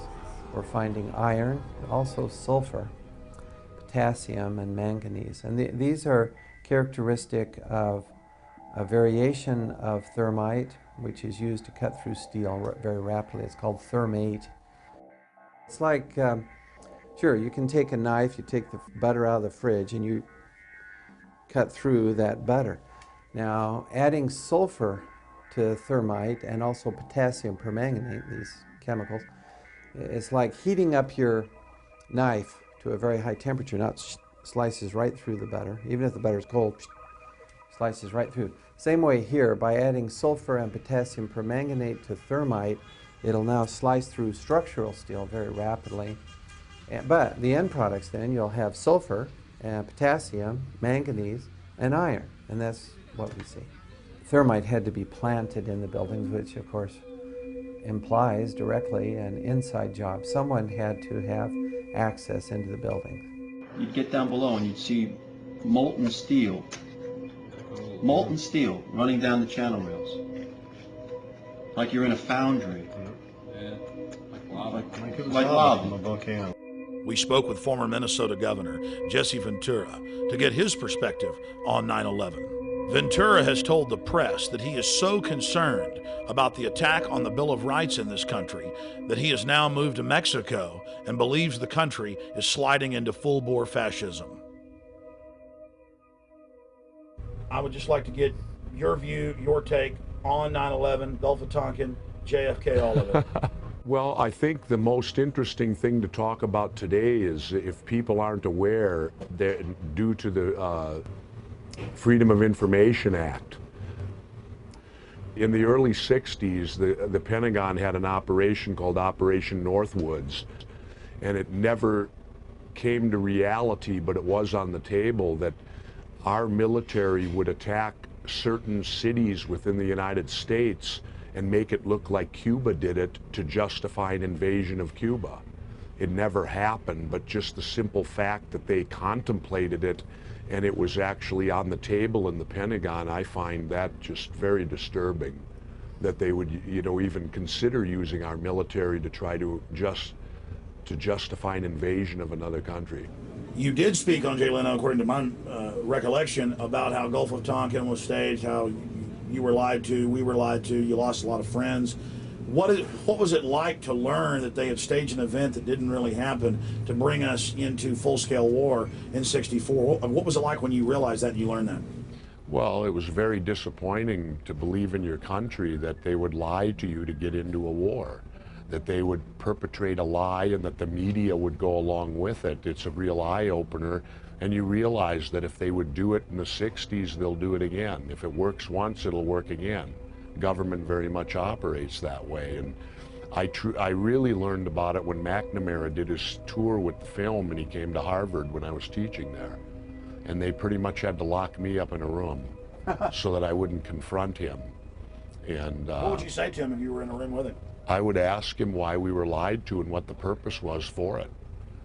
The one thing I do question on 9/11 is the fact that if anyone's familiar with the Payne Stewart, the golfer, and when he died, he was flying in a private plane and they lost contact with that private plane out of Florida, and within 30 minutes they had a fighter jet up on the wing. And that fighter stayed with it all the way till it crashed, making sure that it didn't harm anyone. And the thing I questioned on 9/11 was simply the fact, where were our planes? When all of this was going on and planes were being hijacked an hour apart, and there were 4 of them that cover about a 6-hour space, at no time, to my knowledge, did we have any fighter planes up in the air. Why? Well, the default position is to send up fighters. Right. Why weren't they?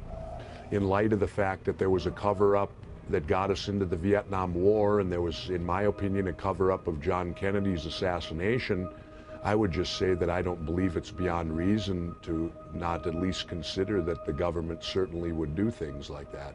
Then in mid-March of 2006, actor Charlie Sheen went public on my syndicated radio show and simply called for a new independent investigation and questioned the official story.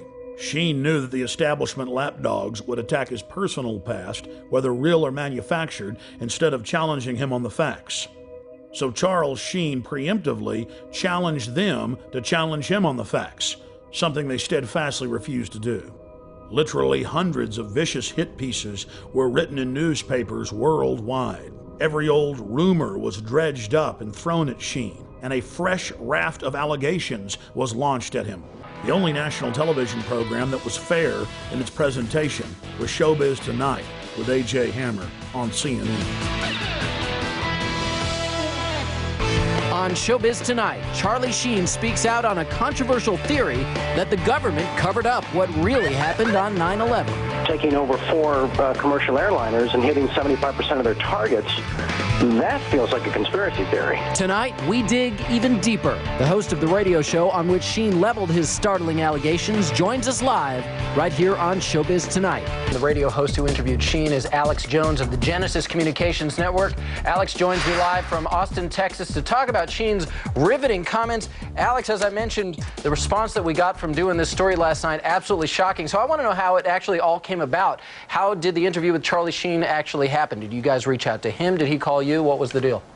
Well, just to make something clear, Mr. Sheen has amazing courage to do what he's done, and he contacted me. He's been watching my documentaries for years. He's one of the most informed people that I've talked to in Hollywood on this subject. Listen, for years, Hollywood's been on fire with people knowing the truth about 9/11, and I was the first to expose 9/11 on the day. In fact, 2 months before, I had intel that elements of the military-industrial complex were going to carry out the attack. I said they'll use bin Laden, the known CIA asset, as their patsy to take the blame for attacking the towers. So Mr. Sheen is only exceptional in that he has courage in going public, courage that no one else in Hollywood had. I mean, here's a CNN poll from Anderson Cooper a year and a half ago where they said, is the government covering up 9/11? Could they be involved? 90% when the poll closed on CNN said this. So listen, I have my own syndicated show. I've done 4,000 radio interviews in the last 4.5 years. Almost no one calls in and disagrees now. We have the majority view and we have the evidence. And bottom line, there are declassified U.S. government documents like Operation Northwoods that ABC News reported on back in 2000. Operation Northwoods, Google it, and in there the U.S. government, an element of it said we want to hijack jets by remote control, crash them, and blame it on the Soviet Union and Cuba. Now, that was decades ago. This is why we believe this. Right. Then you look at the official story, the firefighters, the police, hundreds of them saying there were bombs in the buildings. They were told to shut up. You look at Building 7, detonators are going off. You can see the explosions. And Alex, a lot of this is what Charlie Sheen was covering. I'm actually just curious, did he reach out to you guys? Is he the one who put the call into you? Sure, is that how he wound up on your show? Sure, he called me a few weeks ago and said that he loves this country. He has nothing to gain from this. I mean, in fact, it's dangerous for him to do. But he said, I love this country and my kids so much that I'm going to do this, Alex. And I said, God bless you, because now it may spur other Hollywood people who've got major pull, who know the truth, to start going public. Look, it's really simple. Let's understand this, okay? 9/11 was an inside job. It was a self-inflicted wound, and what Charlie Sheen is doing is just amazing, and he can only be commended for it, and all he's calling for is a real investigation. I go further at Infowars.com and PrisonPlanet.com. We lay out how it happened, what took place, and it's not just Charlie Sheen. I've interviewed, CNN has interviewed some of these people, the only network that I've seen doing it. You guys have interviewed. There have been physics professors that have gone public. There have been the heads of mining colleges that have gone public. George Bush Sr.'s top CIA advisor who briefed him and briefed Ronald Reagan, one of the highest level guys at the CIA, says our government is clearly involved in carrying out terror to blame it on foreign enemies. Did you know that on CIA.gov they admit that they carried out terror attacks in 1953 to blame it on Mohammad Mossadegh in Iran as a pretext to overthrow Iran? I'm all good stuff and all stuff that needs to be talked about, but the question is why? Why have so many of the major media outlets not talked about these alternative theories that exist behind 9/11? Why is that? Mark Twain said that in the beginning a patriot is a scarce man, hated and feared and scorned, but in time when his cause succeeds, the timid join him, because then it costs nothing to be a patriot. A lot of people don't have the courage that you have, AJ. A lot of people don't have the courage of Charlie Sheen. They don't have the courage of the German defense minister, Andres von Bülow, What do you think, who 2 years ago what do you went think public. they're afraid of that's going to happen to them? They're afraid of being beaten up by the hordes of neocon intimidators who try to go out there with their Gestapo Nazi tactics to try to bludgeon everybody with their blogs and radio shows to shut up. But they've lost power because people have learned that they're a bunch of liars. They lied about the WMDs. They've lied about everything, and now their credibility is totally blown. The new White House memo just came out where Bush was talking about staging the shoot down of American planes to blame it on Saddam. That's public. That's admitted. We have been getting an overwhelming response to our Showbiz Tonight's question of the day. Charlie Sheen speaks out. Do you agree with his assertion that there is a government cover-up of 9/11? Let's take a look at how the vote is going so far. 82% of you say yes. Only 18% of you say no. I had a sense that this thing was going to get hot. I didn't realize that, as you say, it was going to go supernova. That if they continue to attack me personally, it only gives credence to our side of the argument. People want the truth. They want the truth. And what's been offered to us resembles nothing of the sort. He says is, don't believe me, check out the facts. Go look at the evidence. Don't believe the attack dogs. It isn't about Charlie Sheen or Alex Jones or A.J. Hammer. Right. It's about NORAD standing down. It's about bombs in the buildings. It's about Pentagon documents saying they wanted to carry out these attacks and blame it on foreign enemies. This is all public. That's why all these physicists and politicians and people and congresswomen, ideas are bulletproof. And the New World Order better stop carrying out terror attacks. We've caught them over 200 times in the last 100 years. Western governments doing this. Hitler does it, the British do it, the Russians did it. Governments do this. And I'm not saying the whole government. Very small criminal black world is what they're called, operators are carrying this out. That's the facts. Please go investigate it, ladies and gentlemen. You will discover the truth. Look at America. It's turning into a police state. Well, putting cameras in school bathrooms. Nothing can stop the truth from coming out on 9/11, and we're in danger of the New World Order carrying out more terror attacks to keep this war for empire. Charlie Sheen then appeared on Jimmy Kimmel Live. Sheen again threw down the gauntlet and challenged his detractors to look at the facts of Building 7 and the 5 frames from the Pentagon. You know him from movies like Platoon and Wall Street, and in addition to seeing him every week on 2.5 Men, opening tonight, you can see him in Scary Movie 4. Please welcome the indestructible Charlie Sheen.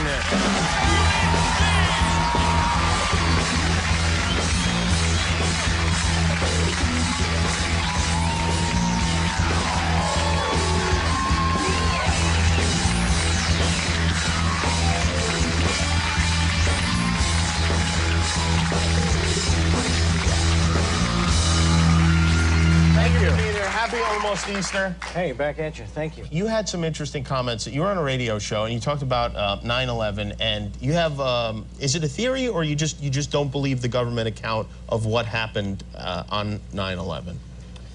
I just had questions. Yeah? I had a lot of questions, and the forum I chose to voice those questions in is the Alex Jones radio show, and just because he's a guy that I've been a fan of and followed for a lot of years, and you know, I got attacked. I mean, there were a lot of hit pieces. The reaction was people get severe. very mad when celebrities have opinions. No, I understand. Yeah. I understand. I know he's not qualified. He doesn't. You know, he's just who the hell is he to have an opinion about something so horrible? And you know, it was sad because they didn't really take a look at any of the stuff I was asking them to look at, any of the evidence or any of the stuff that generated those questions. You know, and they said, oh, he's another tinfoil hat wearing Hollywood clown. You know, and it's like the only. You know, I felt that the only real validation I needed was just being a tax-paying American that loves my country. Yeah, and I mean, it's just something that you wonder about and you would like to know more about, sure. I assume. And do you did you study the tapes? And I've done a lot of research, and it's not just me, it's the people that have come before me, the experts and the engineers and the physicists and the scientists and the scholars that raised a lot of these things, and I took a look at their research and said, yeah, it doesn't add up. A lot of it doesn't add up. Hence these questions, you know, and there's two areas. There's Building 7 and there's the 5 frames from the Pentagon. Don't listen to me. Do your own research, you know. But I think that, you know, what happened to a time in this country when we were entitled, when we had a constitutional and a God-given right to be curious about things that didn't make sense. That's all it was. Because we have a lot of cable shows now, and and they need stuff to be mad about. So, you know, stuff like this is like, oh boy, we could yell about this for an entire week. And plus, with your dad being the president and all, it puts a lot of the focus on it. That's true. Yeah, I should have conferred with him before I came out publicly. You know? Within weeks of Charlie Sheen throwing down the gauntlet on national television,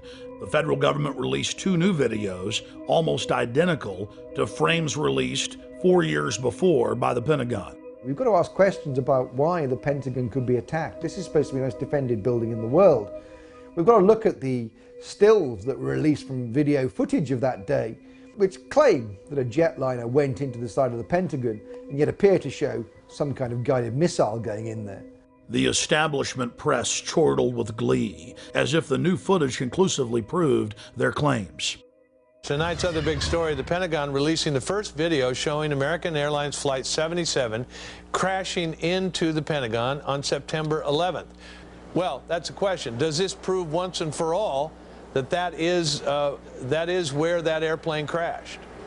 Well, I would have thought that over the years that was never a question, but some folks had a question about that. I think that question is now once and for all answered. Since the first days of 9/11, the establishment press has only focused on the Pentagon controversy and not the hundreds of other smoking guns and serious questions that have been raised. We have to ask ourselves, why? As if it was by design, the new frames only intensified the debate. No passenger plane is evident in the still frames. They're more than happy to endlessly focus on the Pentagon, but they won't touch Building 7.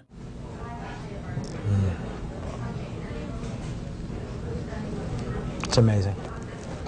Amazing, incredible, pick your word. For the 3rd time today, it's reminiscent of those pictures we've all seen too much on television before, when a building was deliberately destroyed by well-placed dynamite to knock it down. We have the owner of the World Trade Center complex admitting on tape that he ordered the building demolished on the afternoon of 9/11. I said, you know, we've had such terrible loss of life. Maybe the smartest thing to do is pull it. And they made that decision to pull, and then we watched the building collapse.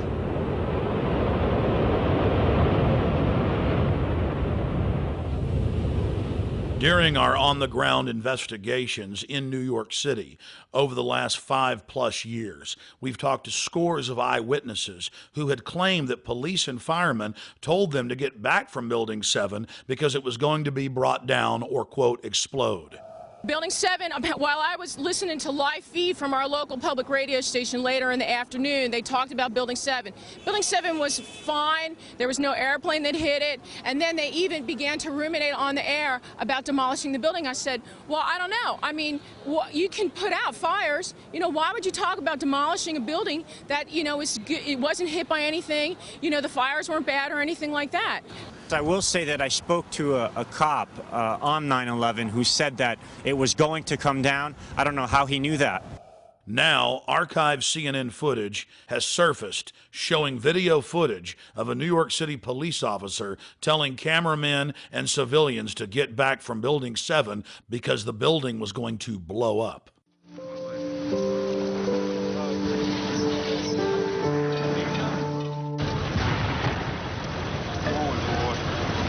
Keep your eye on that building. It'll be coming down. The building is about to blow up.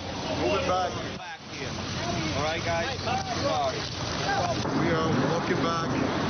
The building is about to blow up.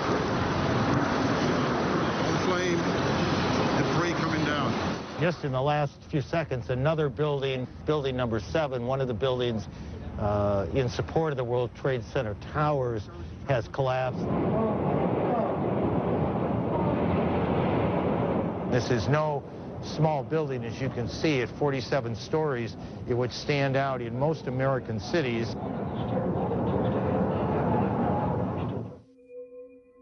And then, in late February of 2007, 9/11 researchers reviewing archives of live news coverage from September 11th discovered to their shock that BBC World had reported that Building 7, also known as the Salomon Brothers building, had completely collapsed over 20 minutes before its actual implosion. First anchors at the London news desk reported it. Now, more on the latest building collapse in New York. You might have heard a few moments ago I was talking about the Salomon Brothers building collapsing, and indeed it has. Apparently that's only a few hundred yards away from where the... They then cut to BBC reporter Jane Stanley in New York, who also reported that the Salomon Brothers building had fallen, all the while with the building clearly visible behind her through the window. Our correspondent, Jane Stanley. Jane, what more can you tell us about the Salomon Brothers building and its collapse? Well, only really what you already know. Details are very, very sketchy. There's almost a sense downtown in New York behind me, down by the World Trade Centers, of just an area completely closed off as the rescue workers try to do their job. But this isn't the first building that has suffered as a result. We know that part of the Marriott Hotel next to the World Trade Center also collapsed as a result of this huge amount of falling debris from 110 floors of the two twin towers of the World Trade Center. As you can see behind me, the Trade Center appears to be still burning. We see these huge clouds of smoke and ash, and we know that behind that there's an empty piece of what was a very familiar New York skyline. Another BBC News channel, BBC 24, also got the word and reported the collapse 20 minutes before it fell. Enormous building in New York has collapsed. It is the 47-story Salomon Brothers building, which was situated very close to the World Trade Center right there in this financial capital. It then emerged that Aaron Brown of CNN reported from a rooftop overlooking Ground Zero that Building 7 had collapsed over an hour before it actually fell. We are getting information now that one of the other buildings, Building 7 in the World Trade Center complex, is on fire and has either collapsed or is collapsing. And you, to be honest, can see these pictures a little bit more clearly than I.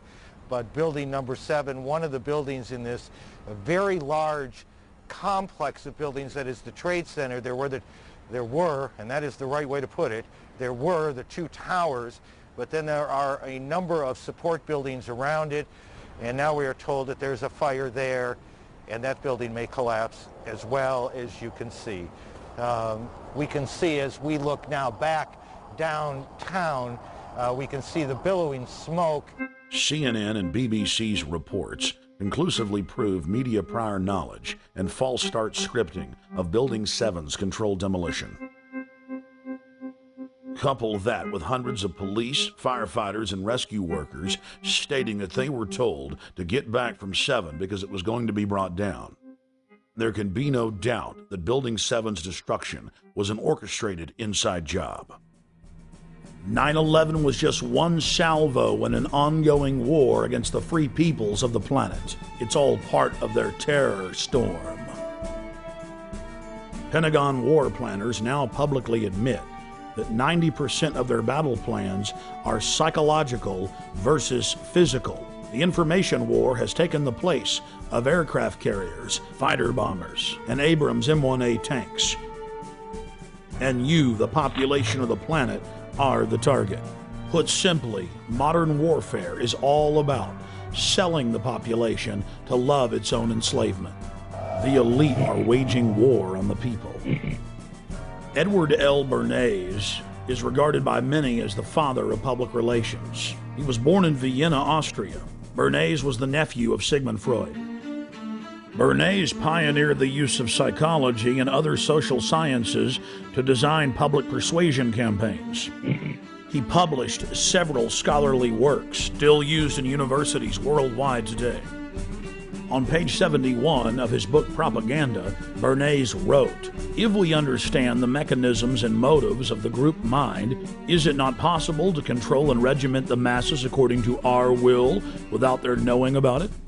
Bernays literally wrote the book on modern propaganda. His clients included Procter & Gamble, CBS Television, the United Fruit Company, the American Tobacco Company, General Electric, Dodge Motors, and he also spearheaded the national campaign to fluoridate the water supply of America through the fluoridationist of the Public Health Service. He was hired by multiple presidents to engage in propaganda campaigns against the American people, as well as the U.S. Army.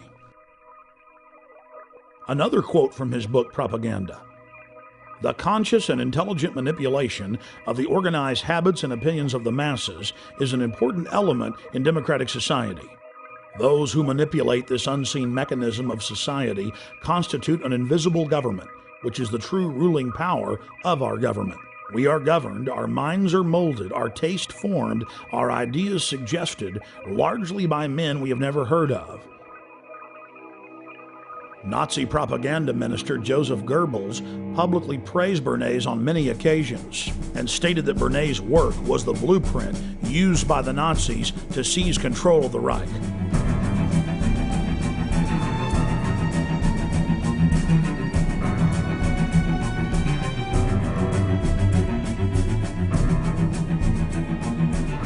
Edward Bernays advanced the science of propaganda light years. But more than 60 years after his heyday, the science of mind control is thousands of times more sophisticated than even Bernays had envisioned. Since the dawn of man, bullies have attempted to dominate and control the tribe. Human history has been one long struggle of the independent free human against organized crime syndicates attempting to enslave him. Brute force has been replaced with intimidation and propaganda. We are manipulated into enslaving ourselves. We are conned into believing that the establishment is our loving keeper and not our parasitic master. The New World Order architects are a group of predatory control freaks who have enslaved humanity and are desperate to keep control of their cattle. The elite is threatened by independent free humans who control their own destinies. They're threatened by intelligence, by beauty, by honor, by family. They seek to control and steer the destiny of humanity in a direction that secures their power monopoly forever. They are sadistic, they are callous, they think nothing of human life, only control and keeping that control. The entire world is being engineered, designed to be a prison planet, a control grid over free humanity, where no dissent is tolerated. Once you realize that the establishment is laughing at you, you can begin to research the truth and start fighting back. Once you understand their game plan, it's very easy to defeat. Knowing who your enemy is half the battle. Taking action is the other half. You only have to free your mind, and defeating the globalist will be easy.